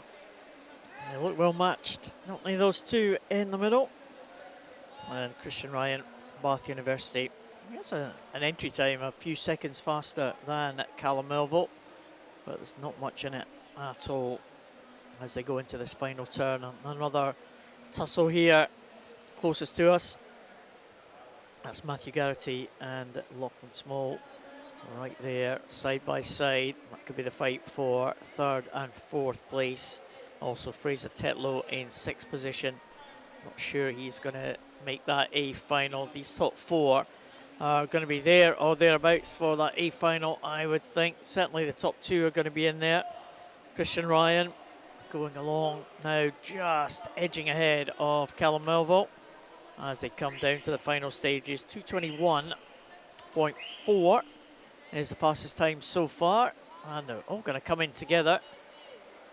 2:19.64, so that's your fastest two times. 2:19.64 and 2:20.28, and Lachlan Small 2:27.98. Is that going to be good enough? It might be, you know, just about. I think he'll just sneak in with that. We'll get a confirmation of that in a moment. But I think that will be good. He was junior champion yesterday in the breaststroke, and I think that probably will make him junior champion again, because the only junior, assuming he has made it into the open final. Let's just see. Yes, he has, 7th spot. Christian Ryan, as you said, will lead the field, 2:19.64. There's the B finalists. Matthew Garrity down to Luke McCall, and Callum Aitchison, Brogan Smith just outside. They'll be the reserves. We'll see the remaining swimmers. So we're done with the male and open, but we stick with 200 breaststroke as we move to the female events. Again, we've got 5 heats. Of course, reminder, nothing is for sure at this point because we've got more swims this afternoon, and if somebody can swim really fast this afternoon, you never know. So all these swimmers have to just wait and see. Yeah, I mean, we didn't have anybody make it from the afternoon session, did we, yesterday? No, we didn't. So tough ask for the afternoon swimmers, but, you know, it has been done before, and it could be done again. First heat of the 200 breaststroke. Female event, 5 heats of this one. Jenny Maguire, South Lanarkshire in 1. Ciara Hart from Scotia into Beth Craig. Goes in 3 for Aberdeen. Emma Binney from Inverclyde in 4. Iona Kaspiris from Carnegie in 5. Laura Milne from City of Glasgow in 6. And Lauren Cantley from University of Aberdeen in 7. No one in lane number 8, but we weren't expecting anyone anyway, so that's good. Well, 7 swimmers taking the start for this one. And again, almost in a diagonal line across the pool here. Lane 1 and 2 featuring in the early stages here. Ciara Hart leading them through. Jenny Maguire in 2nd position, and it's almost a diagonal line right across the pool, down to lane number 7. And let's see what the swimmers can have here. Entry times for the middle lanes. Emma Binney was the fastest, 250.30. And Jenny Maguire in lane 1 was the slowest, 254.00. But 4 seconds or so in it in terms of entry time. There's nothing like that in terms of where we are in the pool at the minute. Ciara Hart still leads them through. Jenny Maguire in 2nd. And just looking at the splits there, Duncan, everybody in the 44 and 45 range. Yeah, and certainly this is looking like a very nice swim from Ciara Hart, the 19-year-old from Scotia, central Scotland. And she is looking very comfortable here, very nice contained stroke, nicely controlled, looks good for a 200 event. Starting to push on in lane 4 is Emma Binney of Inverclyde. Inverclyde, of course, have a good reputation for producing strong breaststrokers, but still it's Ciara. But you can see when Lauren Cantley, in fact, look at that time, 43.84 there for her third 50. So she is making a move in lane 7. You can see there up at the top of your screen. So what can she do in this final 50 meters? Can she challenge Ciara? It looks like it's between these two. Iona Kaspidis in that black cap with the big white C on it of Carnegie. She is moving up as well. So it's tightening up here in the latter stages. Ciara Hart has had the lead all the way through. It's by no means sure that she's going to have it at the end. Let's see. It's going to be between her and Lauren Cantley. Is it going to be Lauren? Yes, it is. She judged that very nicely. Jenny Maguire as well, fantastic finish from her. Came up for 2nd, just touching out Ciara into 3rd by 400ths. So all happened there in the second half there. Yeah. Ciara Hart just ran out of steam slightly at the end, didn't she? But she almost did it perfectly. Just half a second at the end. We talked about swimmers not getting their times. What Lauren Cantley did, she was inside her time there by a couple of tenths, so that was nice to see. She was the only one progressing that time on that third 50. She was the only one getting faster in the pool. And excellent swim there from Lauren Cantley and Jenny Maguire and Ciara Hart in that first heat. And here is the second heat. Maddie Hull from Warren de Baths in lane number 1. Alicia Goodbrand from University of Aberdeen Performance in 2. Katie Towers, South Lanarkshire in 3. Inga Eriksson back in the water again. She goes in 4 for Nexus. Amelia Burrell from Glenrothes goes in 6. Leah Bullock from University of Aberdeen off to a good start in 7. And Abby Mitchell from Elgin goes in lane number 8. Leah Bullock, the 19-year-old from University of Aberdeen, leads them through. Amelia Burrell, one of the younger swimmers in this field, 15 years of age. We've got a 14-year-old as well, closest to us with the red cap of Warrender. That's Maddie Hull. And she's going along very nicely as they come down to the halfway point. Lane number 5 beginning to make a move now. And that's Cara White from Ren 96, but maybe 3 or 4 swimmers in contention here for the lead as they come down to the halfway point. All the entry times just under the 250 mark, so 248s and 249s all round. How close is this one, Duncan? Look at that. 0.6 of a second between 5 swimmers as they go to halfway. Yeah, as we saw in the first heat, it can all change in the second half, so let's see how this works out. Maddie Hall looking very strong there in lane 1. Youth Academy member. She was silver medalist in national age groups back in April. And you see there down at the bottom of your screen with the Warrender cap on. She is right in the mix. Inga Eriksson of Nexus is up there as well. The 16-year-old making the trip over from Singapore, age group finalist in Singapore. Lane 6 as well, Amelia Burrell and Cara White in lane 5. So these 4. Now, who's going to have the strength to bring this one home? As we saw in the previous heat, can all change in the final 50. And it's Inga Eriksson is perhaps looking the most likely now in lane 4. The others have got some serious work to do if they are to track her down. Giving it a good go, Amelia Burrell in lane 6. You can see there down at the bottom of your screen there, nice close-up shot of Maddie Hall, but she is behind Inga, and Inga takes it. Maddie Hall does take second, Amelia Burrell third. 2:49.57 the winning time there. Just a second and a half or so away from her entry time. Maddie there, good strong swim. So she was close to her entry time, 2:49.40. And comes in 2:50.68 with Amelia a second back on that, 2:51.80. Yeah, 2 youngsters doing well, 14 and 15-year-olds. And it was a 16-year-old who won that one, so a young heat, that one. So we're into heat 3 of the 5 heats, so we're into the cyclically seeded heats. Again, we've got a spare lane, an empty lane, right up there in lane number 7, but we do have Ava Ross, City of Glasgow, Isabella McGeorge from Edinburgh University, May Rogers, Warren Baths, Emily McGee in 4 from Dundee City Aquatics, off to a good start. Nuala Gow, we've seen her swim in the breaststroke and in the medley events already. Had a busy programme this last couple of days. She goes in 5.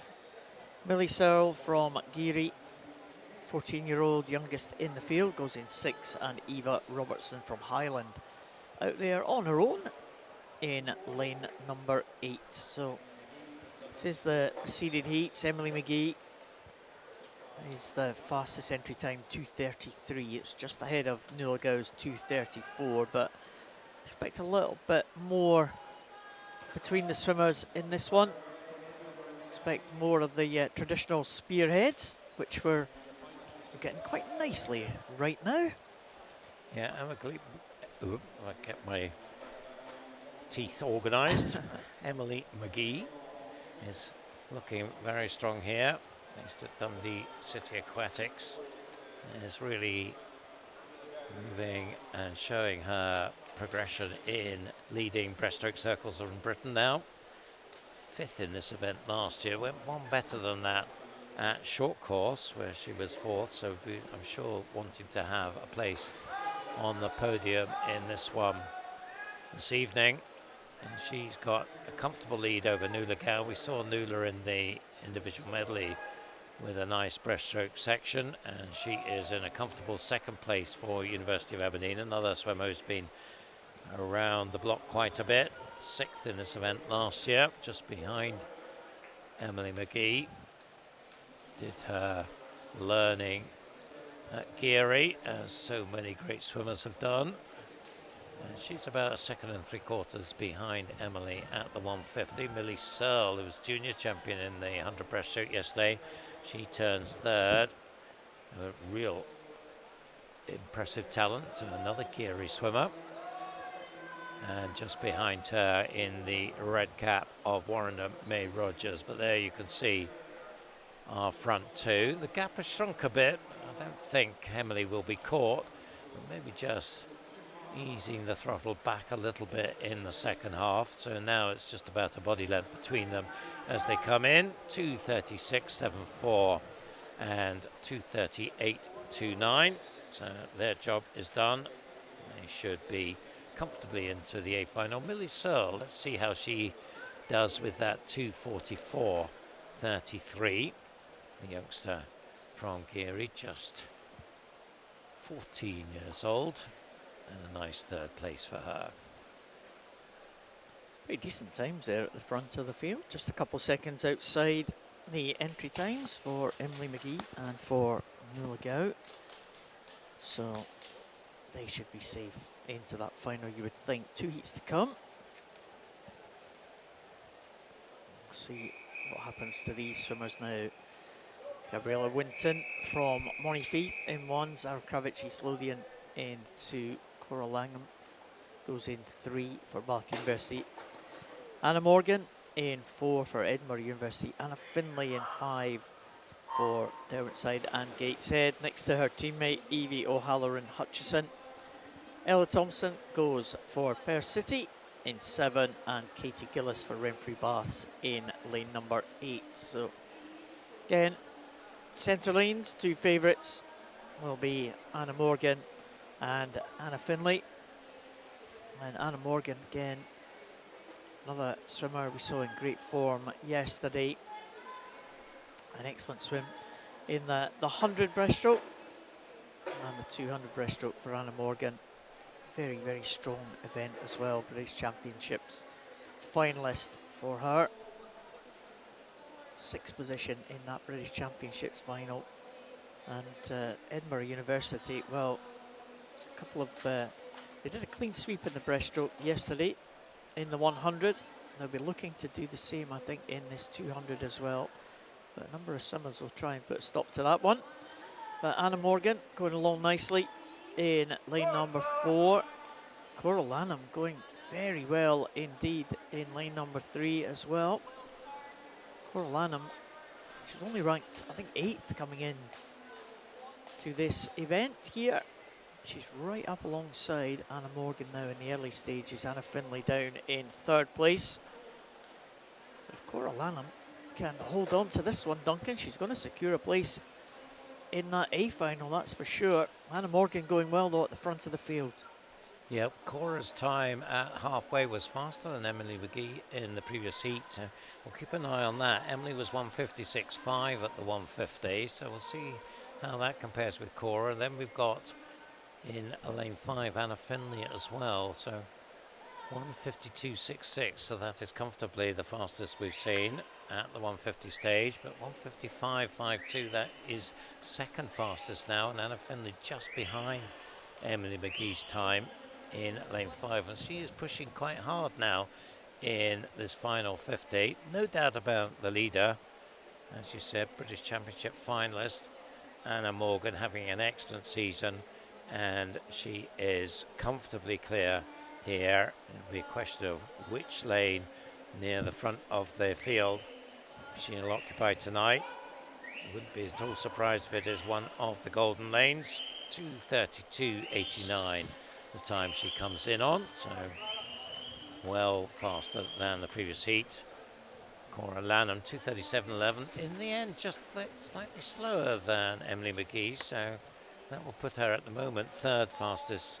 2:38.04 Anna Finlay, I think that will put her maybe 4th fastest. Yeah, it's just ahead of Mulligau, I think. Yep, by a couple of tenths. So that's your top 3 at the moment, and if you factor in Emily McGee into that, so 2:38 at the moment. is 4th and 5th fastest, and then there's quite a gap after that. So if you can get in that range, then you're in good shape.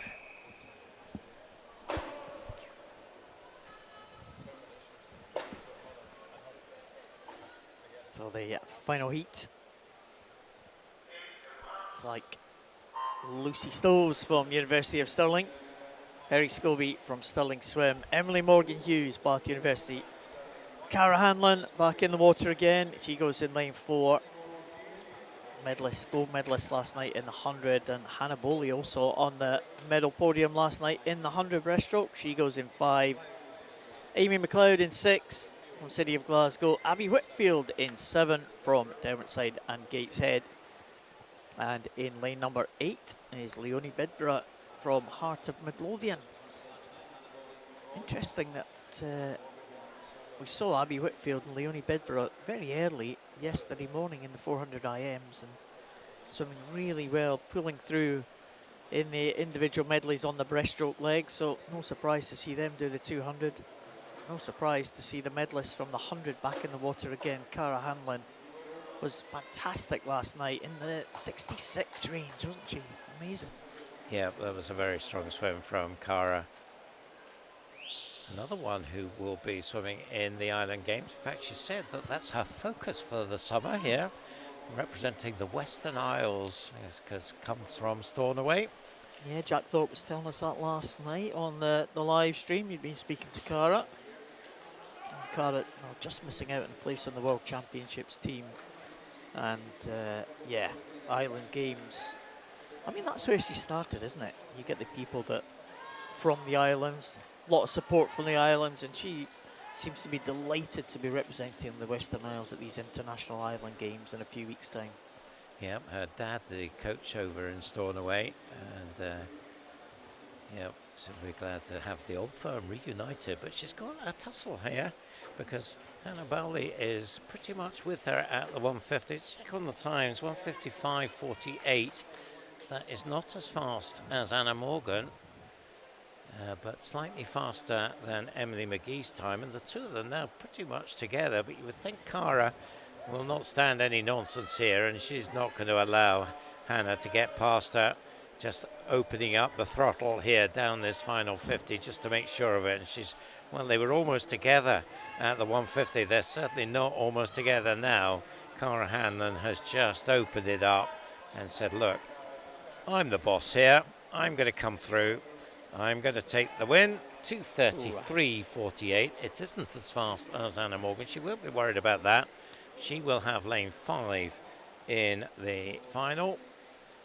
Hannah Bowley will be there, 2:36.59. I think Emily Morgan-Hughes will be there as well with that 2:39. I think anybody under 2:40 should be in good shape.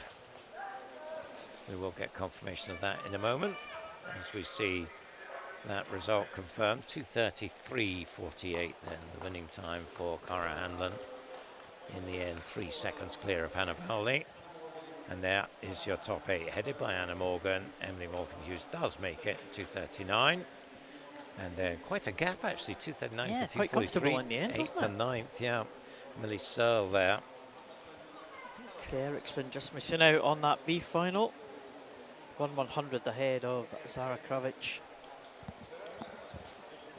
And yeah, there are the other swimmers from these 5 heats. So that's the 200 breaststroke. We now go on to the 200 freestyle. And the first heat of this 200 freestyle. Not quite all para swimmers, there's one non-para swimmer. That's the swimmer from the Marlins of Muscat. Sounds like a film. It could be a movie. The Marlins of the Muscat. Marlins of Muscat, yes. Or a band. Yeah. Are the Marlins sort of Jaws horror genre, or a bit more like Finding Nemo and I saw a friendly Marlin? That's quite good, yeah. He looks like a good talent, though. The Marlin swimmer in the middle lane, the 16-year-old Nisatal Haranath He leads them out there. Jack Milne in lane number 1 is the first of the para swimmers. Rowan Brennan in 2. Jason van der Merwe in 3. Louis Lawler in 5. Rhea Rogers in 6. And Jude Gunner in lane 7. So all of these swimmers, with the exception of Nittital in the middle lane, are para swimmers. All in the S14 class, with the exception of Rowan Brennan in lane number 2, who swims in the S10 class. So S14, those with an intellectual impairment, and S10 is a swimmer with physical impairment, but it's the least impairment out of all the physically impaired classes, the S10.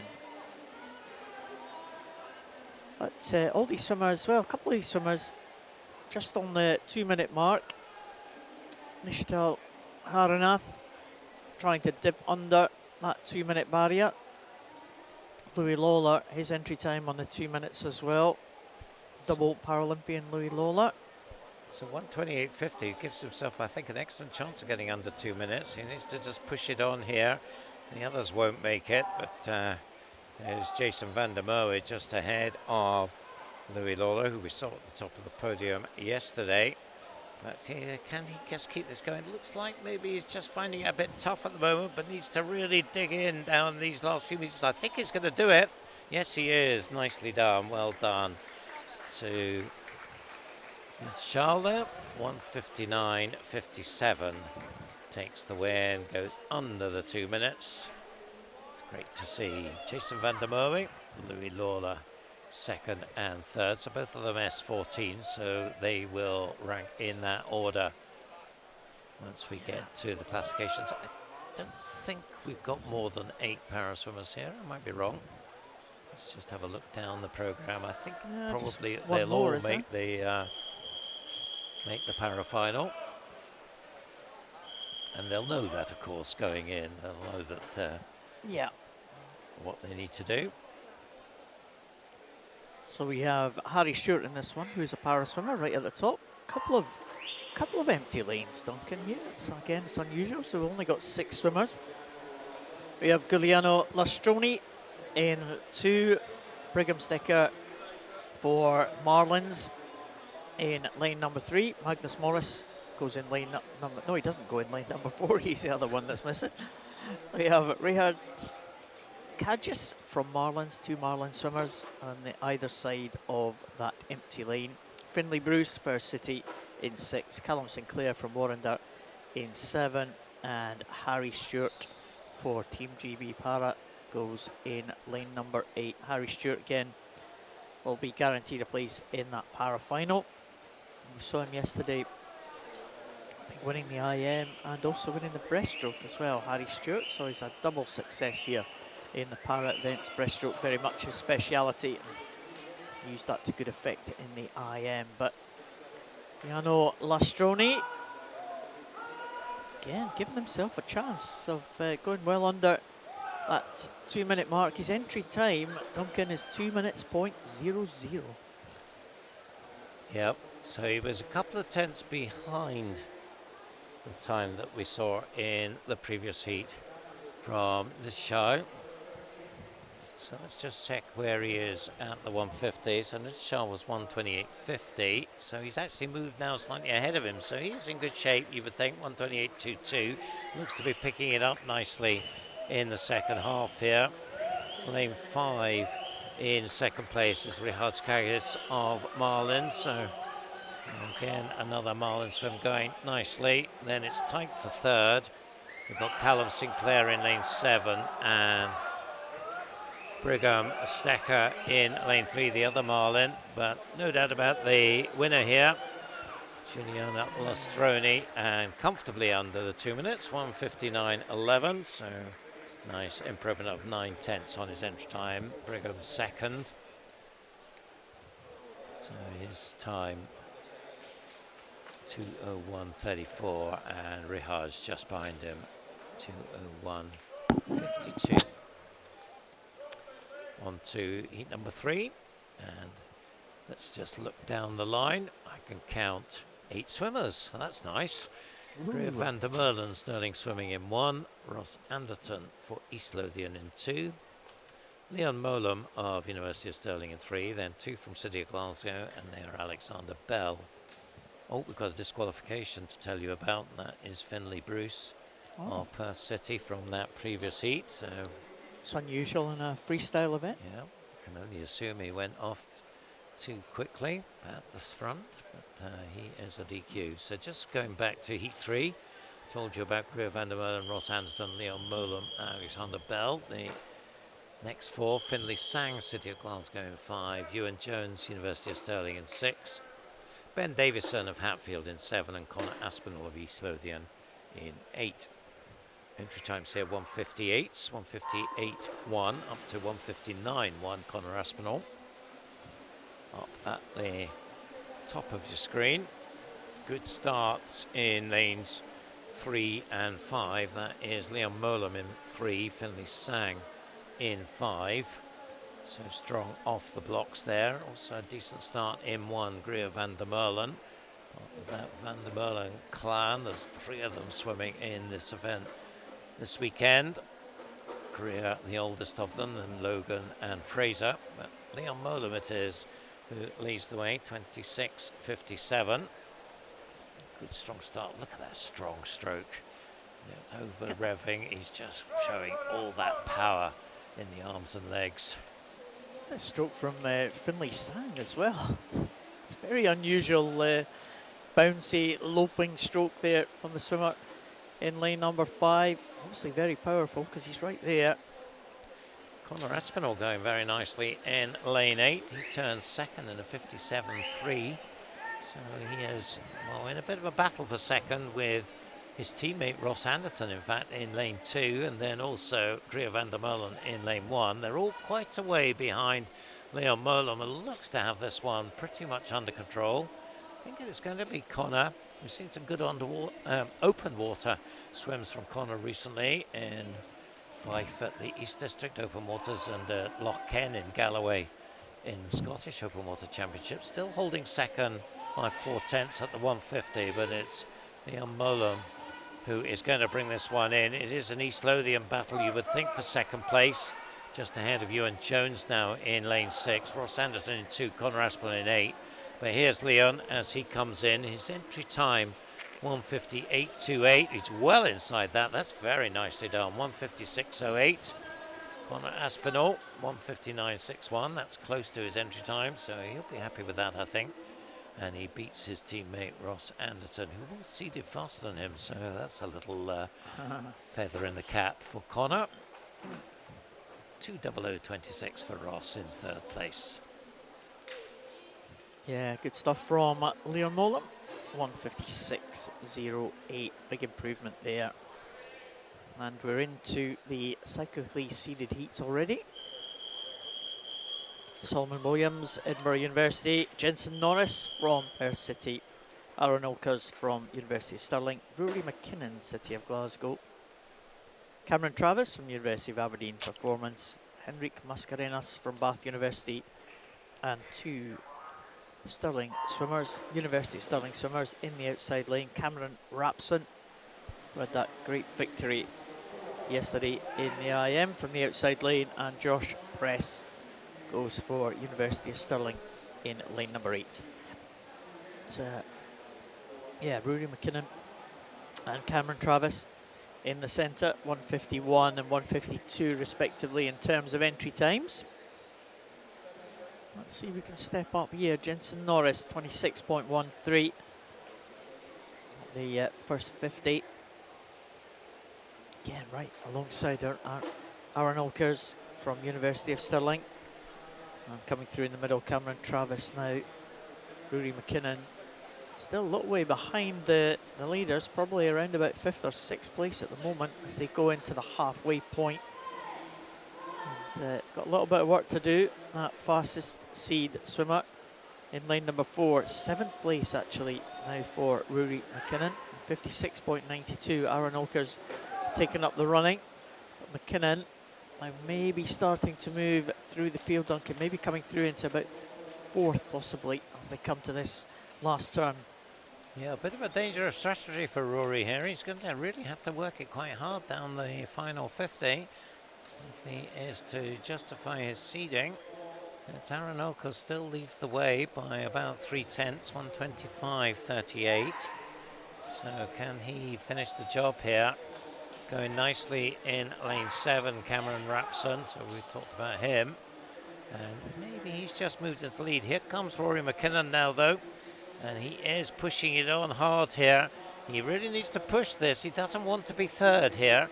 But, well, that's where he is at the moment. I think Cameron Rapson is going to bring them in.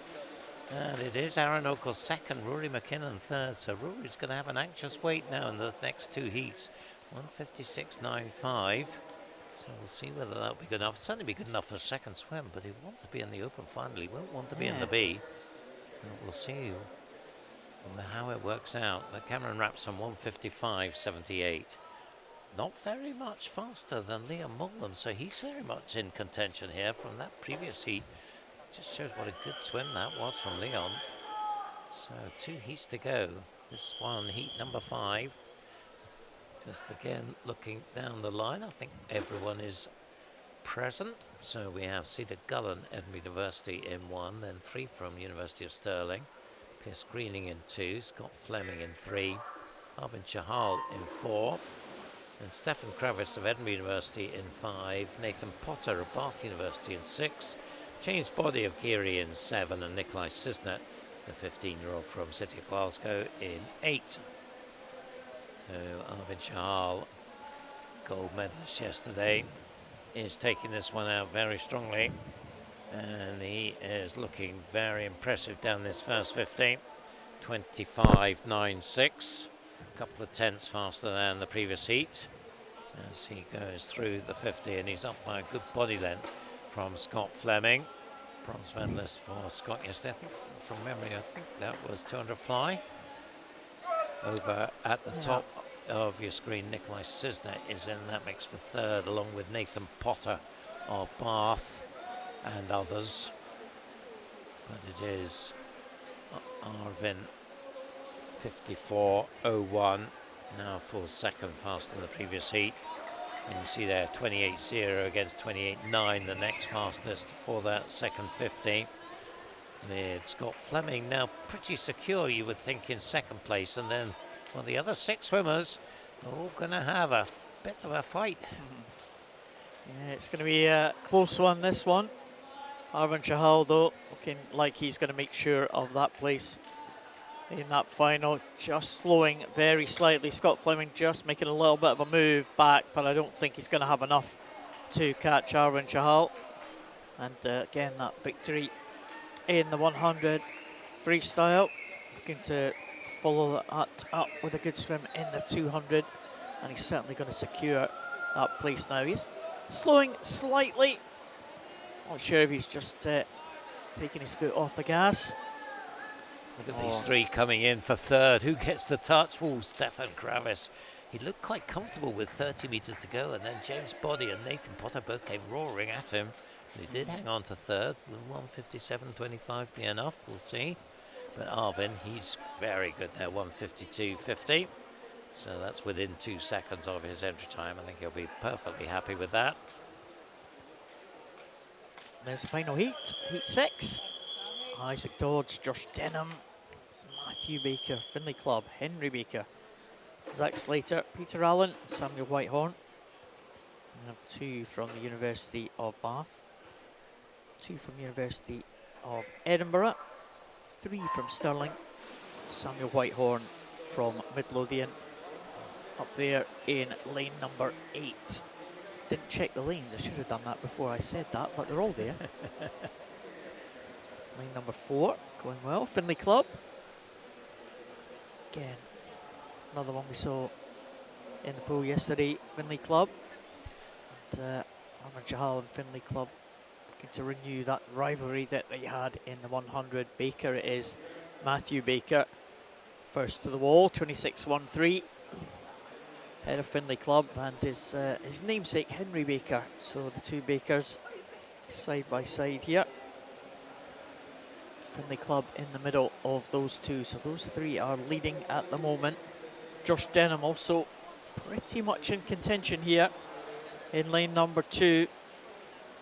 They have the advantage, Duncan, of knowing what these previous heats have been and to see how they can gauge their performance to try and make that top 8. Again, as we said, the likes of Rory McKinnon 2 heats ago, very much the favourite to try and progress to that final. He's going to have a nervous wait because this last heat, well, they're all grouped together. We could see these top 4 all make it into that final. We shall see. 50 to go. And Findlay Club leads them 123. Top 3 on the 123 range. Josh Denham just behind them in 124. And they're looking comfortable now, these swimmers in the middle.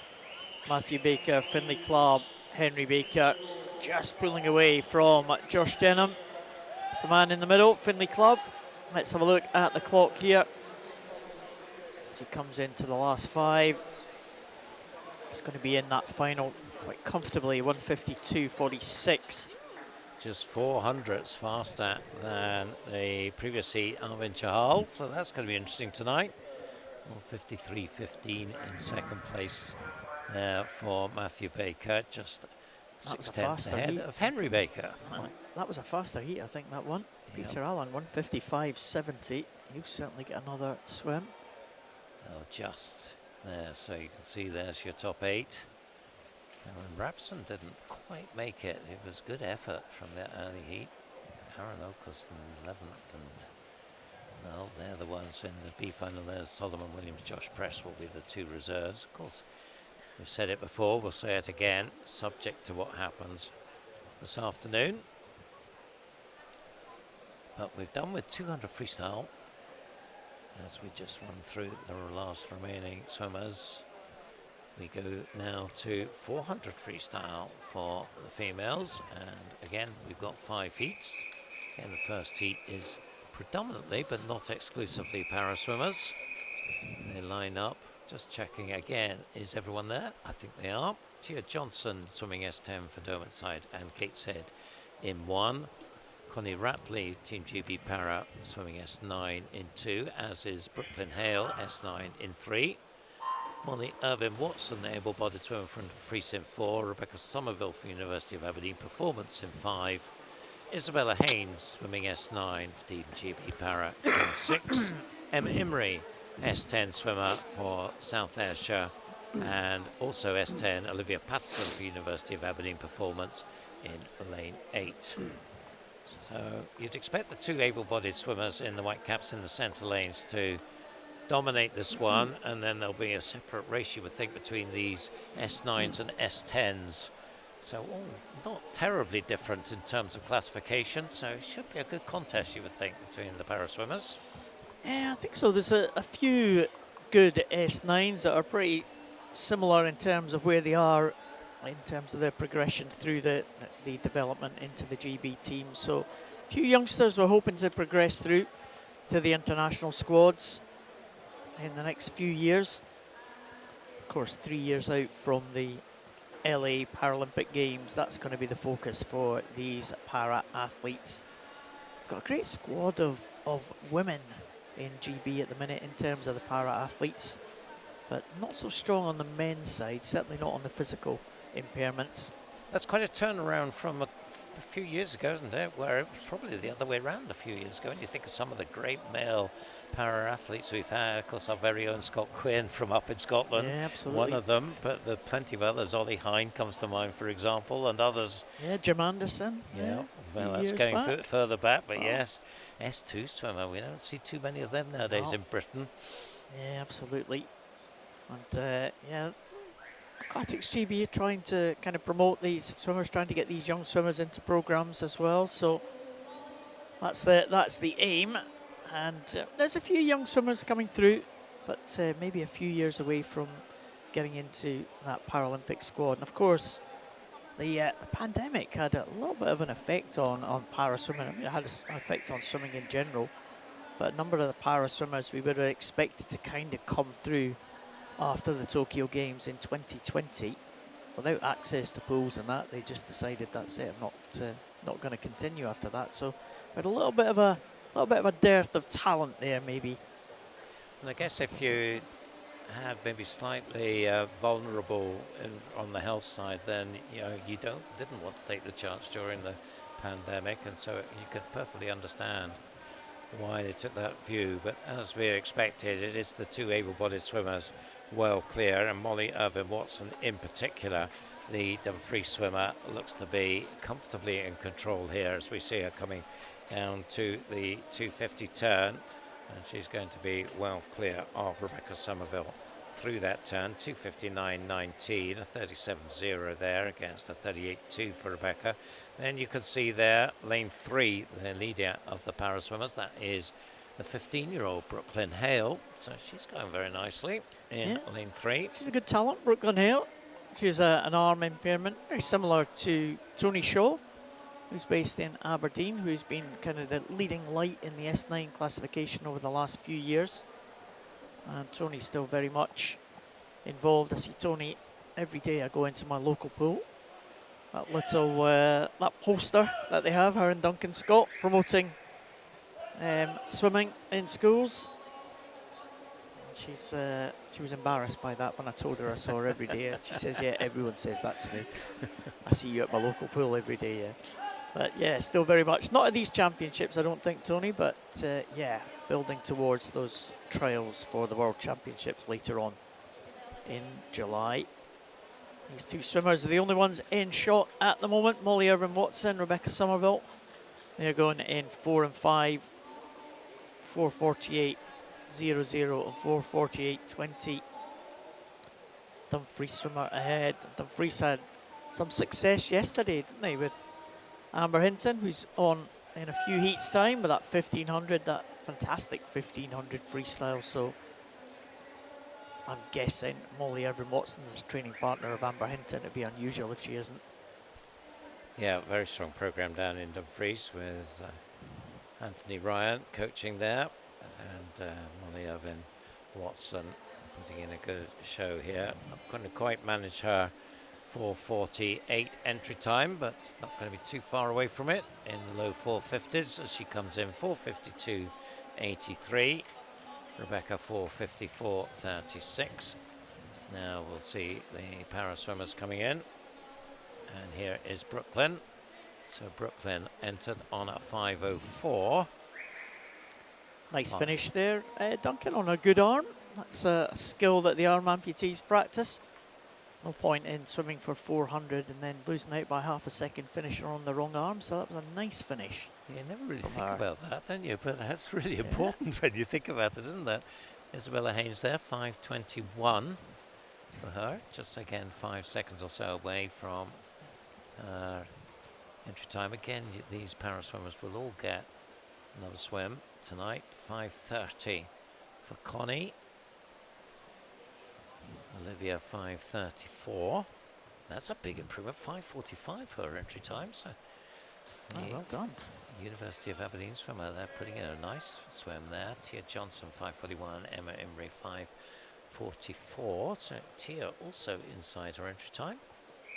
Oh, she had a very good swim earlier on. Tia Johnson seems to be knocking chunks off her times every time she hits the water. We'll see what she can do tonight. This is heat number 2.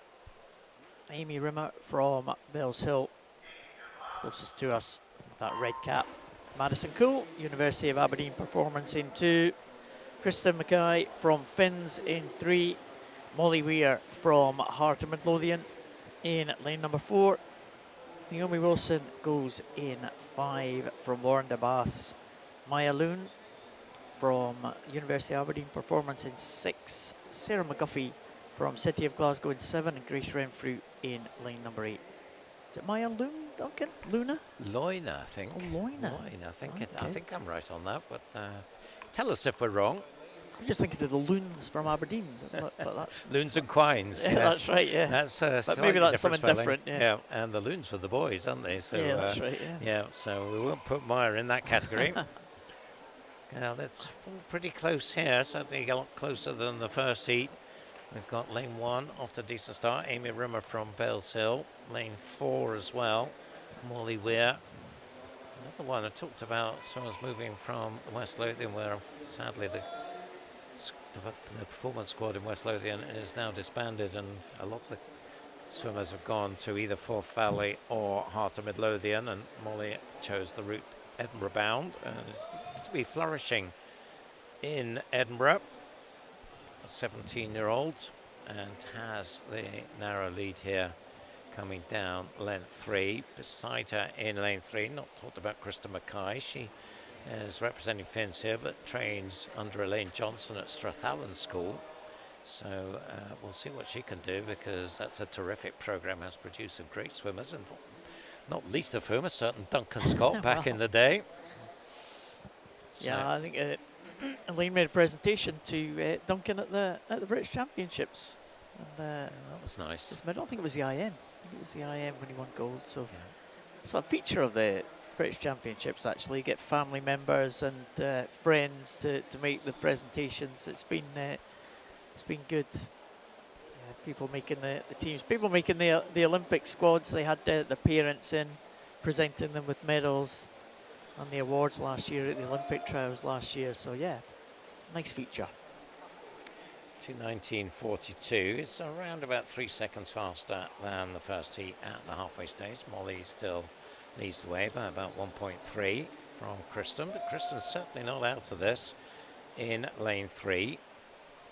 So Finn's the team based in Kirkcaldy, and as I said, she does her training at Strathallan School in Perthshire, so I assume she boards there, but I don't know that for sure. That's still Molly, but that gap might be shrinking. Let's just check it out here. So 36.7, 36.5, yes, so Kristen took a couple of tenths out of Molly's lead on that turn. 36.5 as well from Maya Loyne.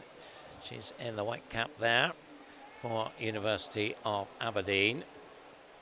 4th in national age groups. She originated at the Eithon Club in Aberdeenshire, but last year or so has been at the University of Aberdeen programme. At 300 metres coming up now, still Molly by a body length, so she seems to be holding that lead. I think maybe yes, she has moved into second place, just moved ahead of Kristen now, who's maybe just running out of a little bit of steam here. So 3:32.84 for Molly. She certainly doesn't look to have run out of steam. She's looking pretty comfortable here. And I think I might have done Kristen a disservice here, because she is pushing on hard now in this penultimate 50. I don't think she's run out of steam at all. She's maybe just saving herself for a big push in this final 100. So coming up to the final turn, Molly, there you can see, leading them through, 4:08.76. Maya and Kristen, well, Molly's just picking up the pace there. You can see a half a second faster than Maya and a full second faster than Kristen on that heat. So Molly is the one who certainly hasn't run out of steam. She is taking it on very nicely here. Her entry time 4:42.20, 15 metres to go, and she's going to be there or thereabouts, I think. See as she comes in, how hard is she going to push it? I think just going to be outside her entry time, but very close to it, 4:44.05, so a very nice swim, Molly. Second place was Maya Loyne, 4:46.34. She was also close to her entry time, within half a second of it. Kristen Mackay, 4:47.82. Of course, this is, in a way, it's sort of funny timing for this event, because some people treat it as their end-of-season event and will taper for it, but others will have the British, next generation, isn't it? Yeah, next gen they call it, don't they? Next gen championships in Sheffield. We've got the Scottish Summer Meet coming up in Aberdeen as well. So quite a lot of these swimmers, this will not be their target meet. They won't have tapered for this one. So you have to bear allowances for that, particularly in the longer events. Yeah, strange preparations and timings of the event, different stages, as you said, Duncan. But we'll see what this heat can do. We are on the first. Oh no, we're not on the first of the seeded heats, because the 400, it's the last two, isn't it? So we're not there yet. And we do have two swimmers missing from this one. Swimmers on the far lane. We have Ava Smith in 1 from Gary, Alice Cumming from City of Glasgow in 2, Millie Richardson from Hatfield in 3. Chloe Brotherton from South Tyneside in 4. Lucy Hall, East Lothian in 5. And India Marshall in lane number 6. Lucy Hall first to the wall, or East Lothian in lane number 5. Chloe Brotherton from South Tyneside inside her in lane number 4. Again, another one of these teams from the northeast of England making their way up here to Edinburgh for these championships. So Lucy Hall coming up to the 100. Had a lovely 1500 yesterday. Big PB in the 1500. So we'll see what she can do here in the 400. Has done quite a lot of open water in the last couple of months. So that I think will stand her in good stead, certainly stamina-wise. And she is a good body length up as we go into the second 100. East District champion, 5th in national age groups. Chloe Brotherton was a finalist in the Northeast Regional Championships, Northeast of England. And she is still just around on the toes of Lucy. Let's check 35.3 and 35.7. So Lucy did pick up a little bit more. Fast 35.2 from Alice Cumming in lane 2. So she's now challenging for second with Chloe Brotherton. Lucy Hall around, what, 3-4 metres ahead as we come down towards the halfway mark. Also, keep your eye on lane 6, that's India Marshall. We saw her in the 1500 yesterday as well. She's in the white cap, former teammate of Lucy Hall's in East Lothian, but they've been up in Aberdeen now at university for a while. 2:15.62 then is around about 4 seconds faster than the previous heat. You see 35.6 there, so Alice Cumming pretty similar split. 35.7. It's a good performance so far from Lucy Hall, taking her into that clear lead. Chloe Brotherton still with that little tussle there with Alice Cumming there for second place, but Alice Cumming is winning that one at the minute as they come up to the 250 mark. I was speaking to the coach for the South Tyneside yesterday, Ken Naisworthy. He said that Chloe Brotherton, one to watch, one of the youngsters here, 14 years of age. Said he's come out of retirement. Haven't seen him for a number of years. He's back coaching again. Can't stay away. Yeah, it gets in your blood, doesn't it? And, well, Lucy Hall looking still very much in control. Jamie Ward, her coach at East Lothian, has produced some very fine age group swimmers. Particularly on the distance side, think of Luke Hornsey, who's not here this weekend, but is having a fantastic season. 3:27.86 then with 100 to go for Lucy. So that was around a 1:12 for her third 100. Another of those would be around the 4:40 mark. Entry time 4:37, so she won't be far away from that. So has lane 2, Alice Cumming, just about in touch to maybe make a challenge in the final 50. Let's see what the gap is as they turn for the final time. So Lucy through 4:04.16 and a 36.3, but you can see Alice quite a bit faster there, 35.6.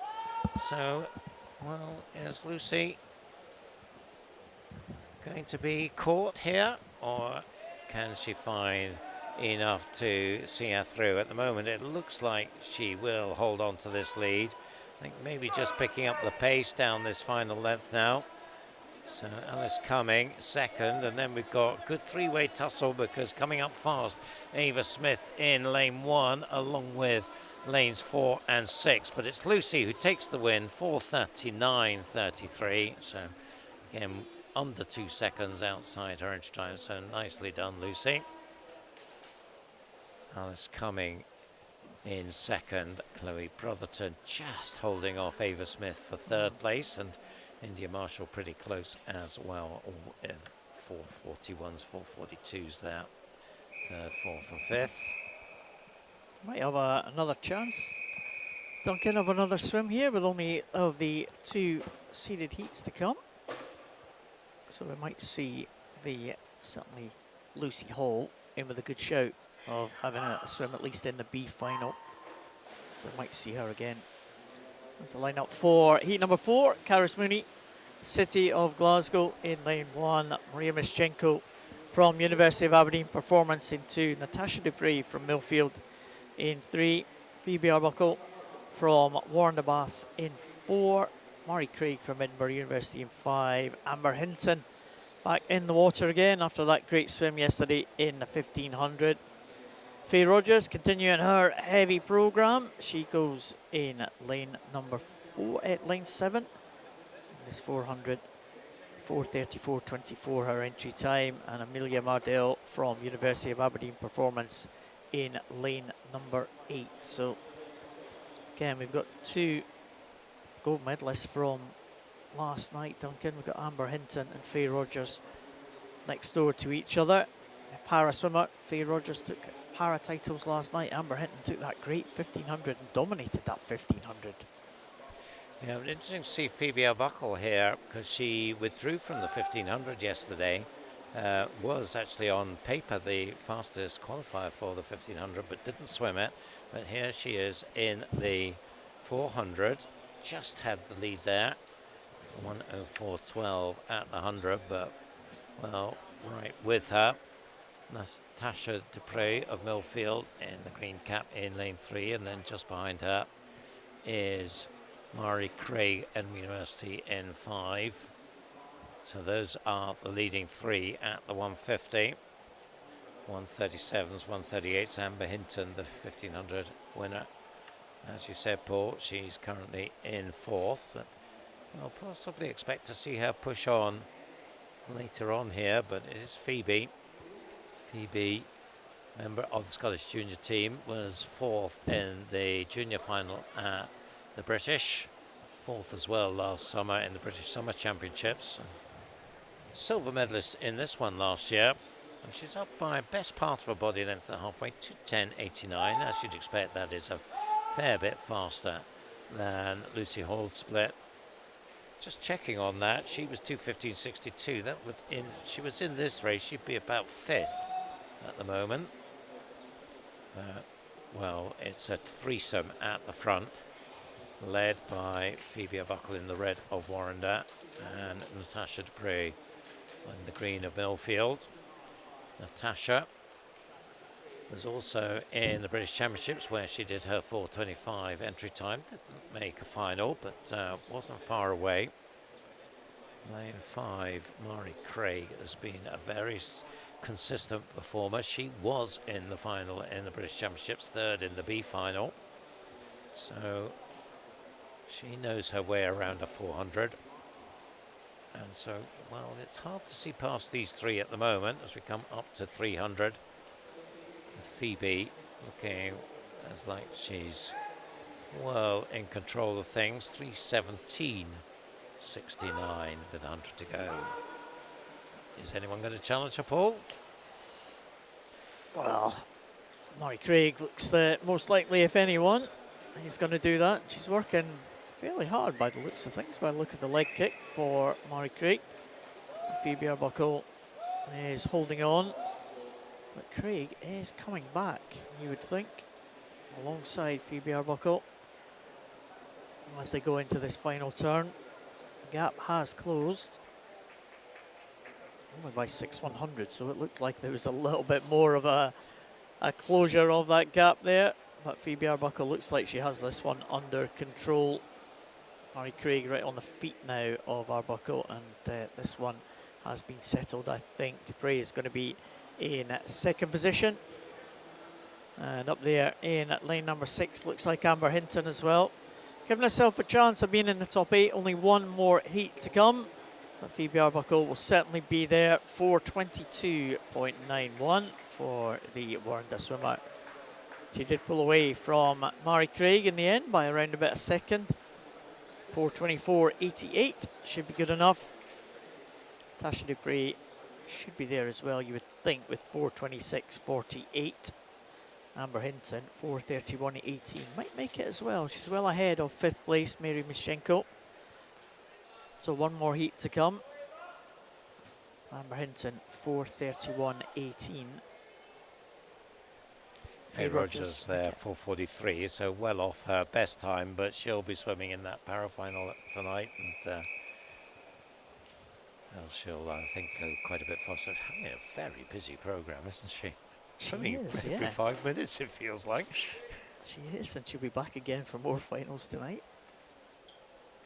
So we have one more heat of this 400 freestyle. You see them all lined up there. They're all present. Emily Riach, bronze medalist in the 1500 yesterday. She goes in lane 1 for University of Aberdeen. Lucy Hunter of South Lanarkshire in lane 2. She was the silver medalist in that one. Alice Forrest, Derwent-side and Gateshead in 3. Jessica Podger, the fastest entry time. Winner of the B final at the British. She goes in 4th for Bath University. And Susie McNair, I've already seen her in the individual medley. Her second swim of the morning in lane 5. Jessica Arundale of Bath University in 6. Rosie Forster of Warrender in 7. And Ava Ross, City of Glasgow, in lane 8. So it is Jessica Podger, as I said, winner of the B final at the British Championships. Also won the B final here in March at the Edinburgh International. So has swum relatively recently in this pool, in this event.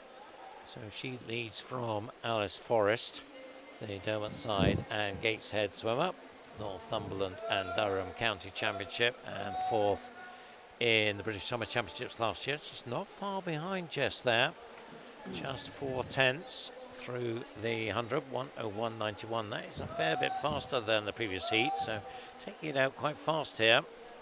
Jessica and Alice, they've opened up a healthy gap over Susie McNair and Lucy Hunter.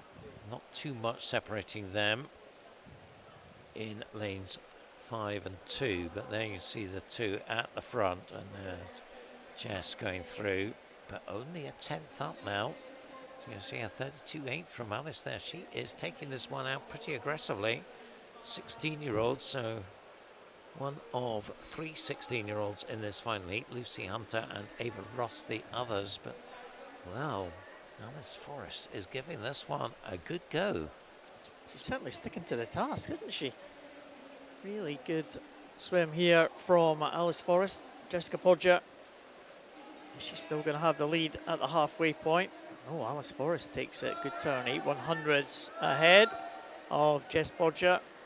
Susie McNair and Lucy Hunter close behind. Jessica Arundel as well. Going well ahead, Jessica Arundel in lane number 6, but the top 3 look like they are away and clear. It's a real good head-to-head here between Alice Forrest and Jessica Podger. Alice Forrest still holding on as they come to this 250 mark. I'm going over absolutely together again. Podger now takes it. It was 8/100ths the other way at the bottom end. 6/100ths the advantage for Podger. She came off the turn a little bit better than Forrest, but Forrest is still sticking in there.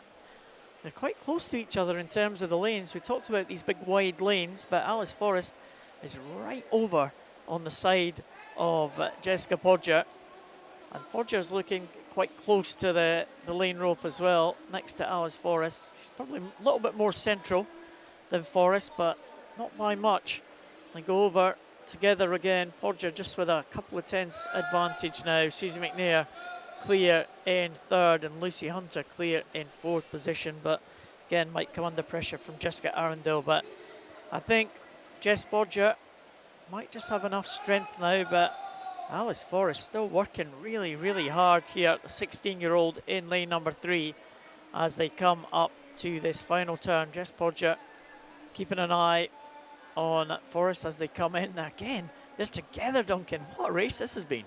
Yeah, it's been super stuff, and this is an outstanding swim from Alice Forrest. Came into this meet on a 4:22, so it's going to be very interesting to see what her time is here. Jess Podger just pulling away now, showing the strength of the more experienced, stronger swimmer, and getting those legs really going now. So she just wants to make sure of this. I'm pretty sure she's going to be the fastest qualifier into the final. Has to beat Phoebe's 4:22.91 from the previous heat. She's going to do that. 4:20.47. But look at this time, 4:22.01 there for Alice Forrest. That is a 10th inside her entry time. Susie McNair in third, 4:29. That will be good enough for a place in the final. 4:33.81. I think that will get there as well for Lucy Hunter. We will confirm that in a moment. But that looks to me like those four are all going to make it in. And there's confirmation of that. So fastest three, Jess Podger, Alice Forrest, and then quite a gap to Susie McNair and Lucy Hunter. There's your group in the, well, now that is confirmation there of the top 8. There's your second 8. Lucy Hall does make it into the B final from heat number 3, so that's nice to see. There's Faye Rogers, she'll go in the para final. And we'll see the other para swimmers in a moment. Up on your screen now, headed well behind Faye is Brooklyn Hale, because that's on times. I suspect it will be on points as well. Next up, 50 metres. We haven't had a 50 metres this morning, so here we go. 50 butterfly, and it's male and open will be first up, and there's going to be 6 heats of this. So we will be focusing up on the other end of the pool. There's your lineup for the first of the 6 heats. Fraser Tetlow, Finlay Saunders, Liam Arundel, Ethan Collins, Alex Taylor, Benjamin Beale, Manu Drysdale. Entry times here in the high-ish 26s, 26.7 to 26.9. See whether they are all there. I think they are.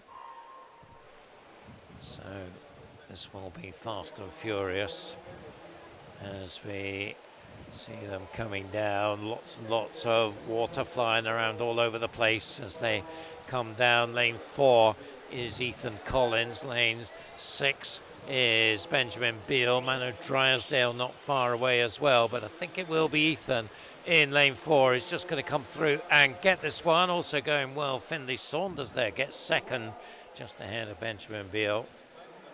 That was your 1, 2, 3. Ethan Collins taking the win, 26.44. Yeah, good time there. Faster than 26.7 in his entry time. So heat number 2. Jamie Waller from Heart of Midlothian, Sid Argillan, Edinburgh Uni, Ross Anderton, East Lothian, Mika van Vleut, University of Aberdeen, Titus Pike from University of Stirling, Oliver Hodzik from University of Aberdeen, Aidan Fothergill, Edinburgh University, and Fergus Woodward from Portobello in that outside lane in lane number 8. Again, very close in terms of entry time. Mika van Vleut going well in lane number 4 in the early stages. Titus Pike as well in lane number 5. Also going well, possibly in lane 2 is Sid Argillan. Jamie Waller down here at the bottom as well. It's all over the pool. Where to look here? Might be lane 4 into the wall. It is Mika van Vleut. He had to stretch for that at the end. He's 1/100th faster than the previous heat. 26.43 was mighty close though, wasn't it? Sid Argillan right there. Fergus Woodward right at the top as well. And Titus Pike. But 26.43, centre lane took it. Yeah, I think all these heats are going to be, it's going to be hundreds separating them. Here's heat 3. Just looking across, it looks like they're all there. So we have Callum Sinclair, Jasper Harrison, Matthew Holland, Lucas Hartley, Mark Guinness, Charles Harinath, Harry Cook and Harry Sharp. So entry times here, 25.9 to 26.3. Good start in lane 6. So we've already seen a good strong swim from this Charles Harinath, and well, he is pushing on, but coming through now in lane 4 is Hatfield swimmer Lucas Hartley. So it's these two. Also Harry Sharp up at the top of your screen. Who gets it? It's Matthew Holland. I didn't even mention him. In fact, it's a dead heat. Matthew Holland and Lucas Hartley, both on 26.04. Just wait for that to be confirmed. There you go. 26.04, 10th up on this shy. And Jasper Harrison in 4th place. 26.04, 4/10 half faster than the previous heats. Made a 27-year-old there to the front of the field. He did a good day yesterday. He's there again. There is heat 4 of the 6 heats. Liam Mola, Malfi Price, Tom Bailey, Jamie Robertson, Aidan Kate, Harry Robinson, Isaac Dodds and Magnus Morris. We are in to the series heats now. Jamie Robertson in the centre lane will be the favourite in lane number 4, 24.14. Lane 5 going well though. Aidan Kate from City of Glasgow. Looks like it might be 4 and 5. Jamie Robertson just showing a little bit of power in the closing stages here for lane 4, and he will take it. Tiny little glide in at the end, but 24.89 is the fastest we have seen. Aidan Kay in second in 25.11. So those two in the middle, some way ahead of the others. Tom Bailey in third place there. So on to heat 5. Ryan Ferguson, Callum Rose, Tom Robertson. 4 is Gregor Swinney, first emerged the 50 flying specialist. Brodie Gordon Gibson in 5, James Kilpatrick, Finlay Nelson, Rowan Brown.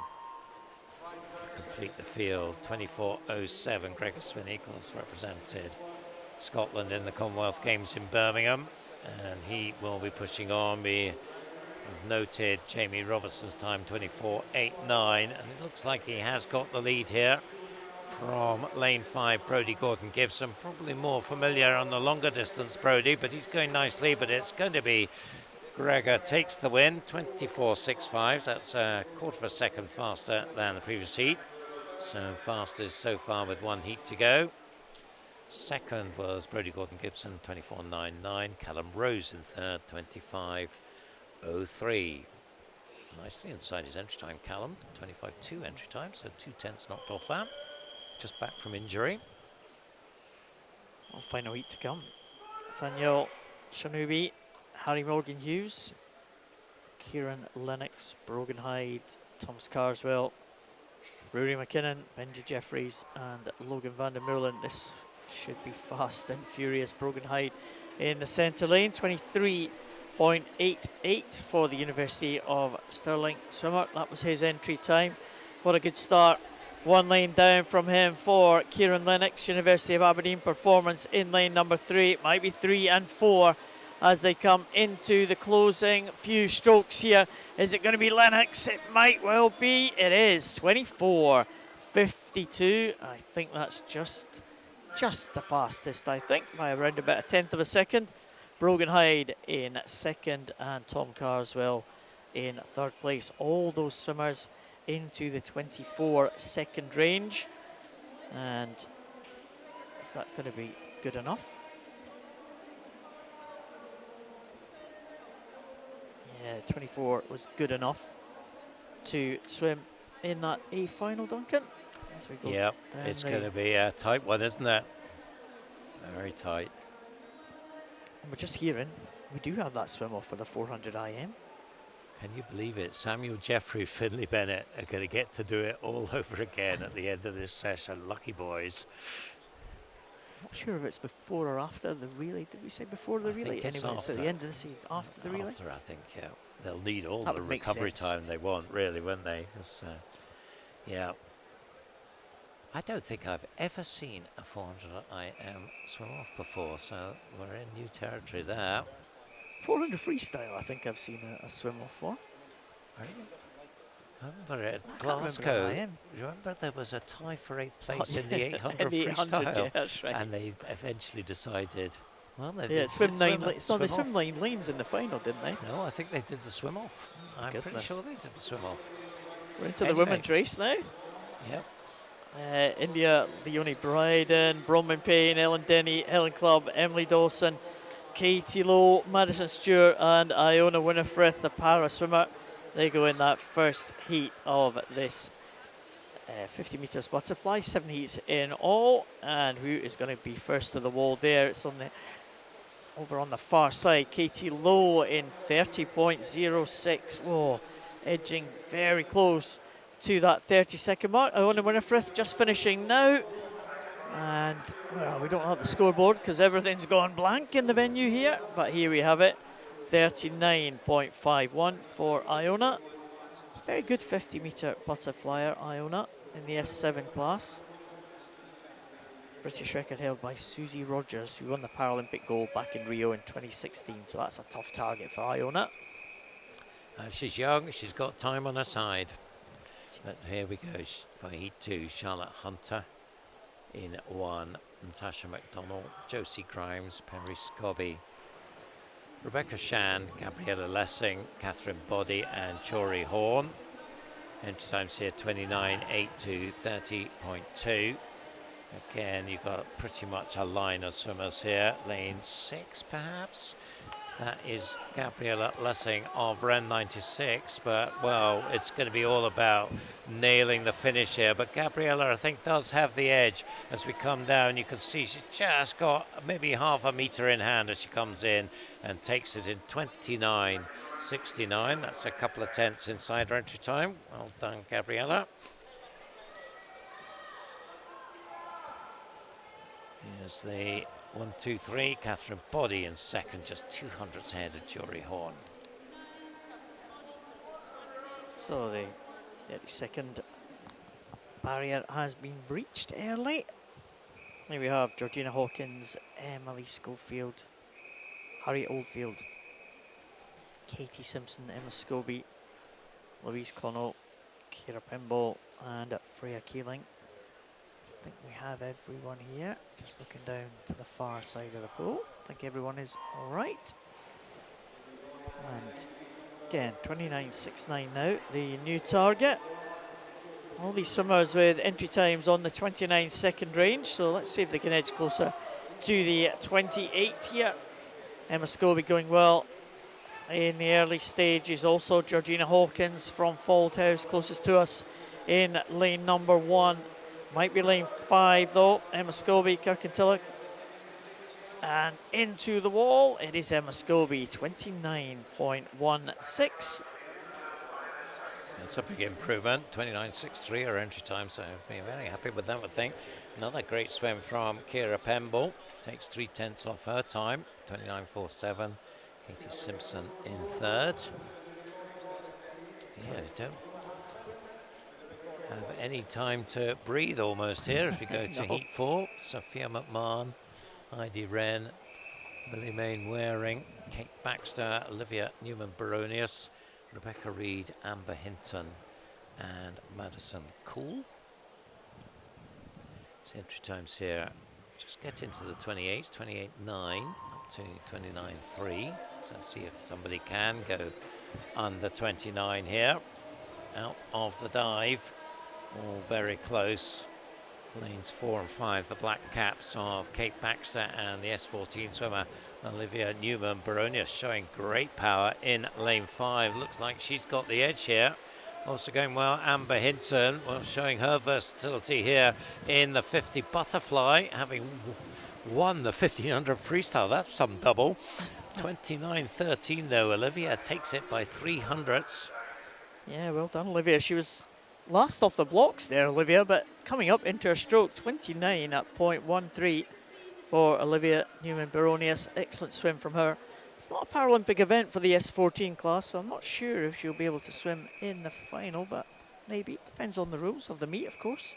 I think she'd have to make the B final, yes, if she's in the top 16, because we saw Faye Rogers. Not para final, though. Yeah, but she has to make it into an able-bodied final. So next heat is heat number 5 at Lola Burns, Evie Mackey, Ruth Fowler, Eve Wood, Ailey Robertson, Emily Maxwell, Layla Witherspoon and Kiana Kurtz in that outside lane. Again, we're into the seeded heats now and going well in 5, Ailey Robertson. Eve Wood also there in lane number 4, the Orkney swimmer. Might be Robertson in 5. Or is it going to be Wood here? Into the final stages, few strokes. Oh, it was Eve Wood, but only just. Was not the best of finishes there from Eve Wood. And Ailey Robertson just about took it. But it was Eve Wood from Orkney, 28.40 for her. And that touch could be important, Duncan, when they come to sort out the top 8. Yep, could be indeed. 2 more heats to go. In heat 6, we've got Ashley Drake, Jade Blake, Josephine Klein, Catherine Renfrew, Holly Widows, she's having a busy meet. Helen Sharrett, Katie Rose and Marie Wood. In 27.3 to 28.8, so 28.4, the time from the previous heat. They'll be looking to beat.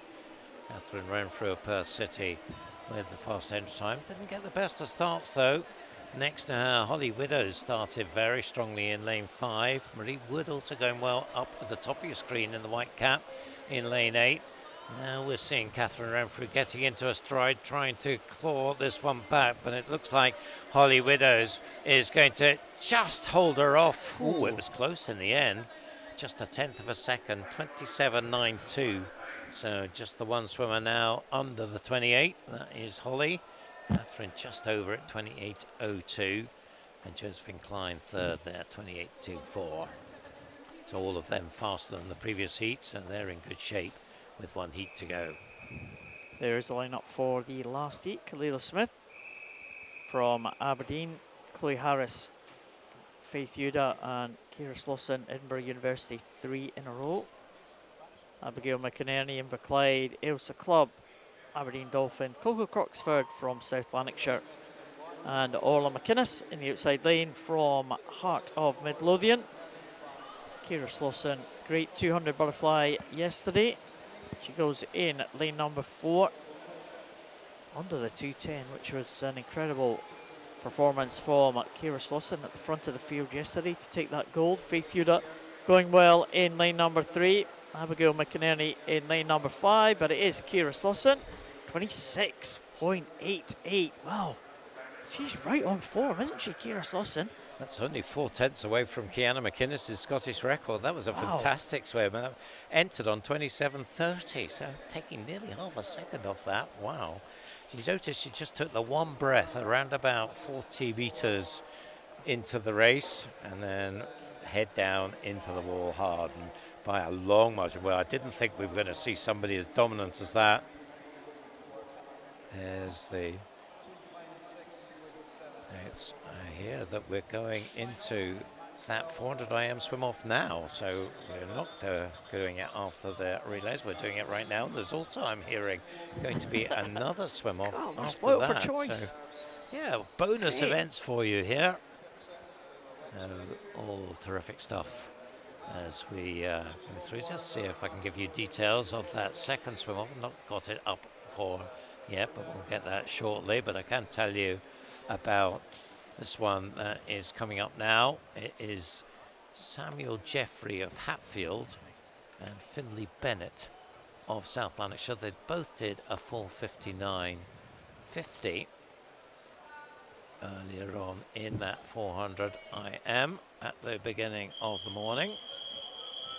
And this is for first reserve, so they're not guaranteed another swim tonight, but if there is one withdrawal, whoever wins this will get the place. If there's 2 withdrawals, of course they'll both be in, but have another 400 IM to enjoy.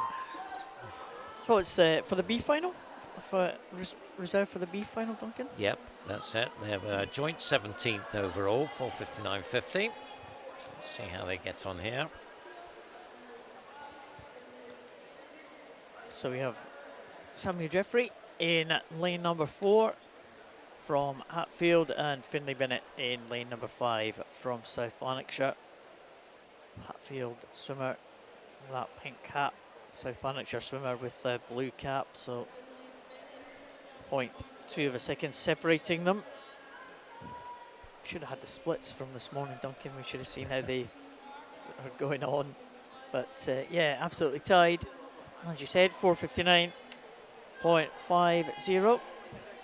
Finlay Bennett's entry time was entered prior to this competition in 4:52, and Samuel Jeffrey was entered in a 4:46. So you would imagine that the Hatfield swimmer would be the favourite in terms of entry times, but it's the man from South Lanarkshire who has the lead, excuse me, in the early stages in 104.16. Again, the backstroker coming through. They look well matched, this pair. I think the Hatfield swimmer now beginning just to push on a little bit. So I can tell you, it was a 107 split in his heat swim, Samuel. So he is good bit faster.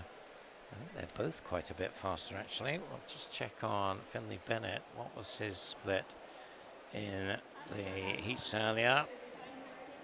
He went through in a 107.46 as well. So both of them did that butterfly considerably faster than they did. Almost in formation here, Duncan, as they go down towards the halfway point.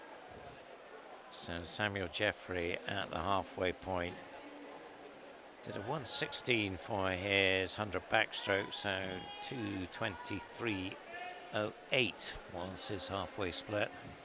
That was faster, didn't he? Certainly going to be faster than that, 2:20.40. He leads by almost exactly a second. So the breaststroke, let's see, who was the faster breaststroke? So the breaststroke split for Samuel was 1:27, and for Finley it was 1:24. So Finley, you would think, would have the opportunity here to bring this one back. Let's see if he can do that. Yeah, still Hatfield swimmer Samuel Jeffrey. It's all well matched on that breaststroke, certainly on that first 50. I wonder if Finley Bennett can make a little bit of a comeback here in that second 50. Samuel Jeffrey really wants a little bit of an advantage here for Finley Bennett.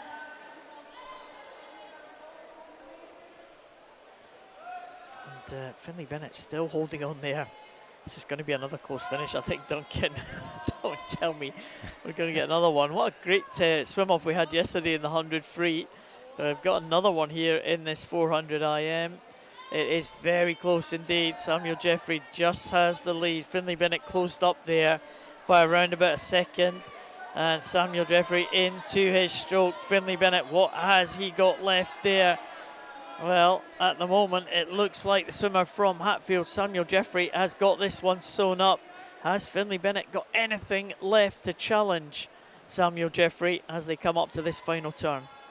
Well, it's certainly looking very much in the Hatfield swimmers' favour. 2 years older than Finley.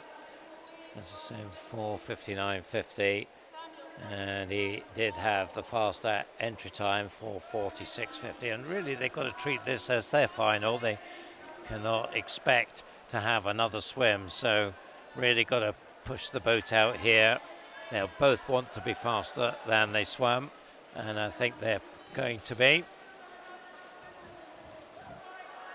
So here we go down these last 10 metres. It is going to be Samuel Jeffrey bringing this in. So 4:59.50 is time in the heats, way faster than that, 4:52.22.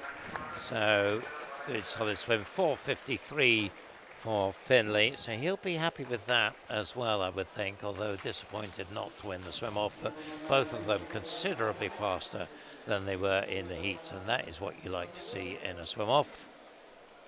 So we are now going to our relays. We've got the first of 3 heats. We've got 2 heats this morning. The third heat will go in this evening's finals.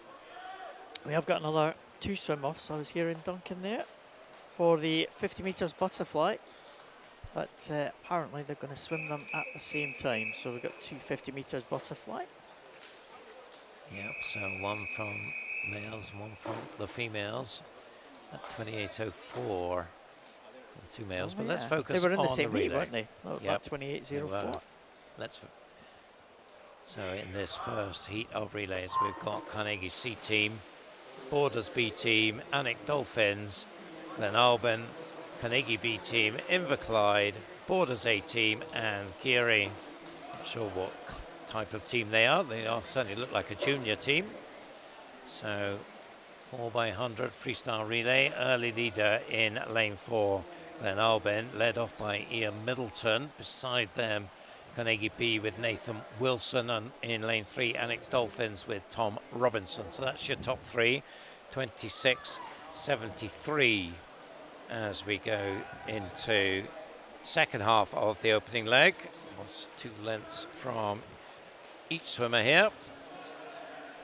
And we got mostly female swimmers on this second leg here. A couple of male swimmers taking the start. And that's swimmers in lane 3 and also over there in lane number 8. So again, it's a mixed relay. We had all, I think, male swimmers on that first leg, but look, mixing it up a little. With the female swimmers now on the second leg. Emily Aldware going for Glenalban in lane number 4. And she's looking in good shape as well, but she is being chased now by the male swimmer in lane number 3, Sandy Brown. Is going along nicely for Anik Dolphins. Sandy Brown will bring Anik Dolphins into the lead. Fergus Reid in 4th position as well. In 3rd position, it's Katie Lowe in the centre of the pool here for Carnegie. It is very, very tight, but it's, again, the team who's gone out with the 2 male swimmers. Probably no surprise that they are going to lead at the halfway point, but they've got 2 female swimmers to come. I think it's all female swimmers on this 3rd leg, but we'll have some male and female swimmers mixed again on that final leg, Duncan. So still all to play for. Yep, so Anik Dolphins will want to hold on to this big lead and hope it's big enough for the final leg when we're going to see a female swimmer for them up against the males. But it's Harriet Oldfield on this 3rd leg for them. And you can just see they're coming into the picture there, the red cap of Gaia Pete for Glenalban. And over at the top of your screen there, coming up nicely, Katie Ray for Geary. I think they've moved into 3rd place, just ahead of the teams in 5 and 6. Carnegie with Ionica Spidis and Inverclyde with Emma Binney. But still this big lead for Anik Dolphins. Is it going to be big enough for this final 100? That's what we'll find out. Glen Albin still in 2nd, Geary just out of shot now in 3rd. But coming up to the 300 turn, it's going to be a pretty big margin for Anik. Will it be enough? We'll find out. 2:55.46 as we go to Matilda Wilson with the job of holding on to this lead. Can she do it? Oh, this is going to be a very close one, I think. Glenalban looking good with Patrick Reyes going on the final leg for them in lane number 6. Inverclyde now moving through into 3rd place. Blake Herdman on that final leg. Carnegie with Tyler Spaulding on the final leg for them. But it is still Anik, but their swimmer, their female swimmer, is definitely being caught. Look at that. There's a difference of about 3.5 seconds here. But the Anik swimmer, Matilda Wilson, trying to hold on here. Patrick Reyes coming back with every stroke. Matilda Wilson now holding on, but here comes Patrick Reyes. I'm not sure Wilson can hold on to this lead. It is very tight indeed. She's really trying hard. But here comes Reyes. He is just going to get home for Glenalban, but not by much at all. What a race that was. Glenalban took it. The tactics of Anik almost paid off in the end, but just on the 4-minute mark for those 2 leading swimmers. What a good last leg from both the swimmers there. Patrick Reyes for Glenalban and, of course, Matilda Wilson for Anik. Excellent swims from those 2. And result looks like it's confirmed. Glenalban lead the way from heat 1, 4 minutes, 0.24. Anik in 2nd, and Inverclyde it was in 3rd. Yep, so let's see if we can get something as exciting as that in this 2nd heat. There's your lineup. Highland in 1, Bellshill Sharks in 2, Stirling Swimming B team in 3, Glenrothes Junior team in 4, Carnegie in 5, their A team, City Glasgow's A team in 6, Dumfries in 7, Geary's senior team in 8. 4:00, the time they'll be looking to beat. Expect these teams to be faster than the first heat. Just checking, it looks like we're missing the team in lane 3, the Stirling team at the moment. Are they going to appear, or are we going to be without them? Just looking to see, there's a bit of consultation going on at the moment, so we'll wait and see. whether we do get team appearing from Stirling.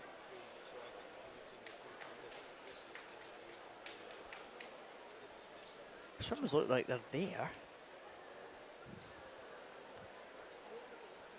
Lane number 3. Just looking at the female 50 butterfly, that swim off is again going to be for 17th place, so first reserve. Just check on the male one, because we saw that dead heat in the male event, as we talked about, so it is those two back at it again, and that will be for joint third reserve, so Joint 604. third reserve. Does it go down, how many reserves? Do they go down to 4, does it? Well, yeah, there must be, I guess. So Stirling are there. They have made their appearance now in lane 3, so I've got the full complement. It's going to be Esme Waller, Alexandra Vassilos, Greer van der Merlen, Brogan Smith, Taylor Hutton, Rory McKinnon, Ali Hattab, James Body lead us. So in fact, it looks like there's been a change there, because oh no, it is Esme Waller. So the one female for Highland up against 7 males. So she's got a tough task in this opening leg in lane 1, but the opening is Stirling's Greer van der Merlen, who is going to lead now through the first turn, not by much. Kiri going well up in lane 8, just 4/10 back.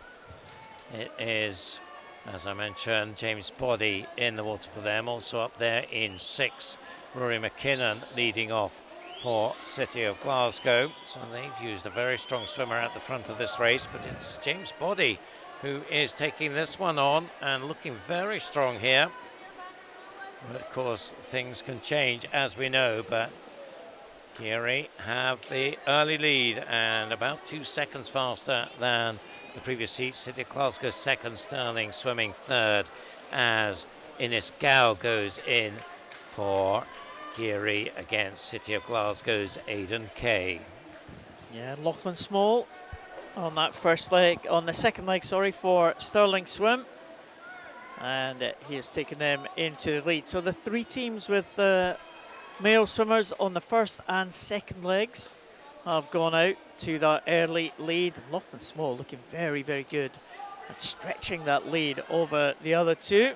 City of Glasgow with Aidan Kay. And also right on the outside lane is Geary with Innes Gow. So very, very commanding lead here as they come to the halfway point. Lachlan Small, they will have 2 female swimmers to finish, as will City of Glasgow. Melissa Mainwaring going in for City of Glasgow, Lisa McNair for Stirling.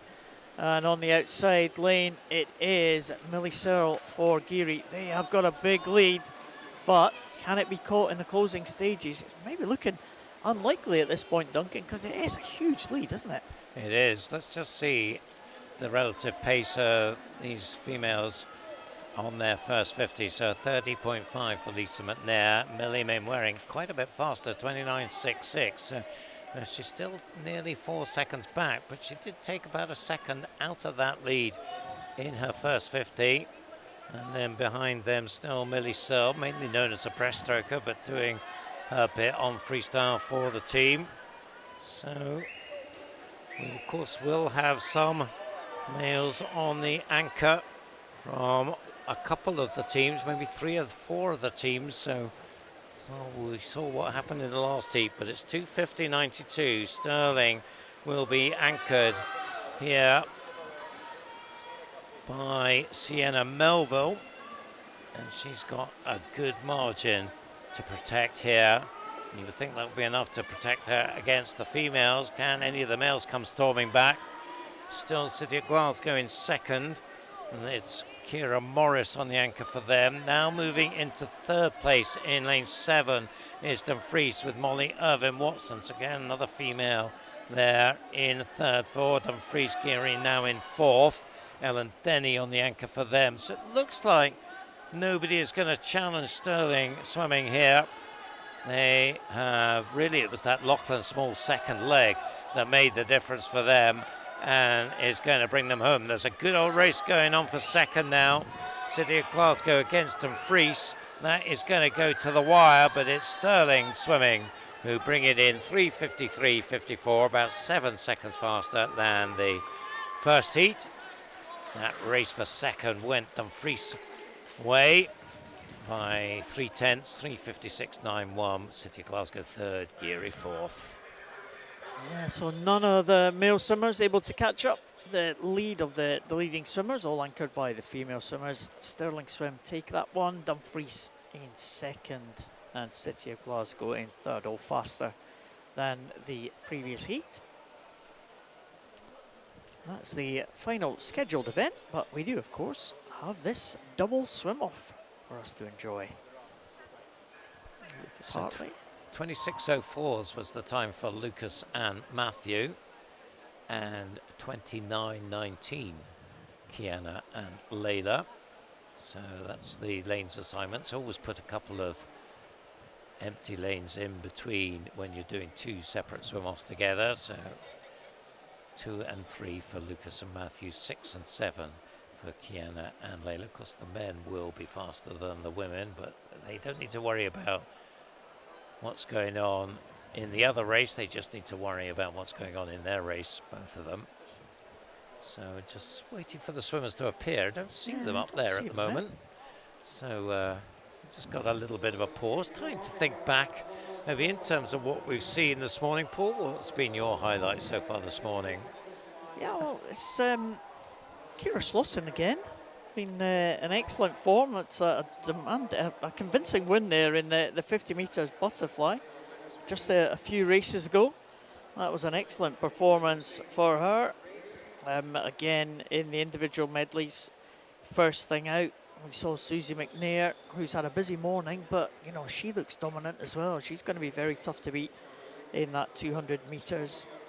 The 100 backstrokes for men should be very, very good indeed. Very, very close. Scott Gibson again trying to do the double. And yeah, some interesting races, I think. Cara Hanlon as well, I think we mentioned her in the 200 breaststroke. We saw Anna Morgan as well, and Cara just showing her dominance down the final 50. Looks like we've got the girls there now. Layla and Kiana. So Kiana will be the one in the red cap there. You can see in lane 3 and Layla in lane 2. Side. Oh, here come the men. Over. Yep. So it is Lucas for Hatfield and Matthew for Wolverhampton. So they're in lanes 6 and 7. So Hatfield with that pink cap. That's Matthew. Oh, Lucas rather.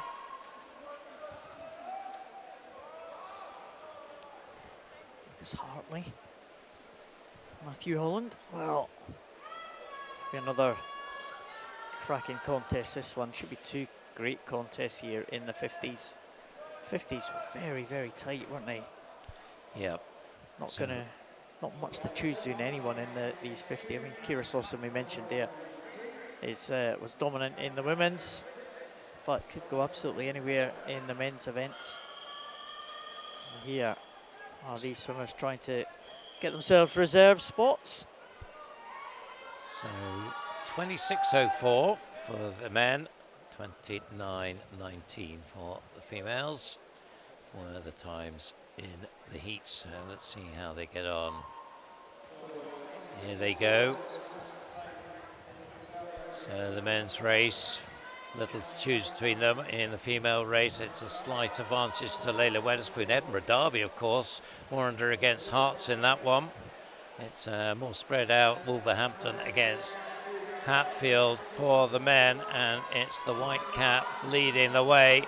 So it's going to be a clear win there for Matthew Holland, 25.73. Very tight in the female race, but it went to Layla, 28.57. So again, as is customary in the swim-offs, they went faster than they did in the heats. So 3 of them did anyway. So Matthew Holland, 25.73. So he was around about 3/10 faster. Lucas Hartley pretty much the same time as in the heats. And in the females, Layla just ahead of Kiana, both of them faster than the heats. So we're done, Paul.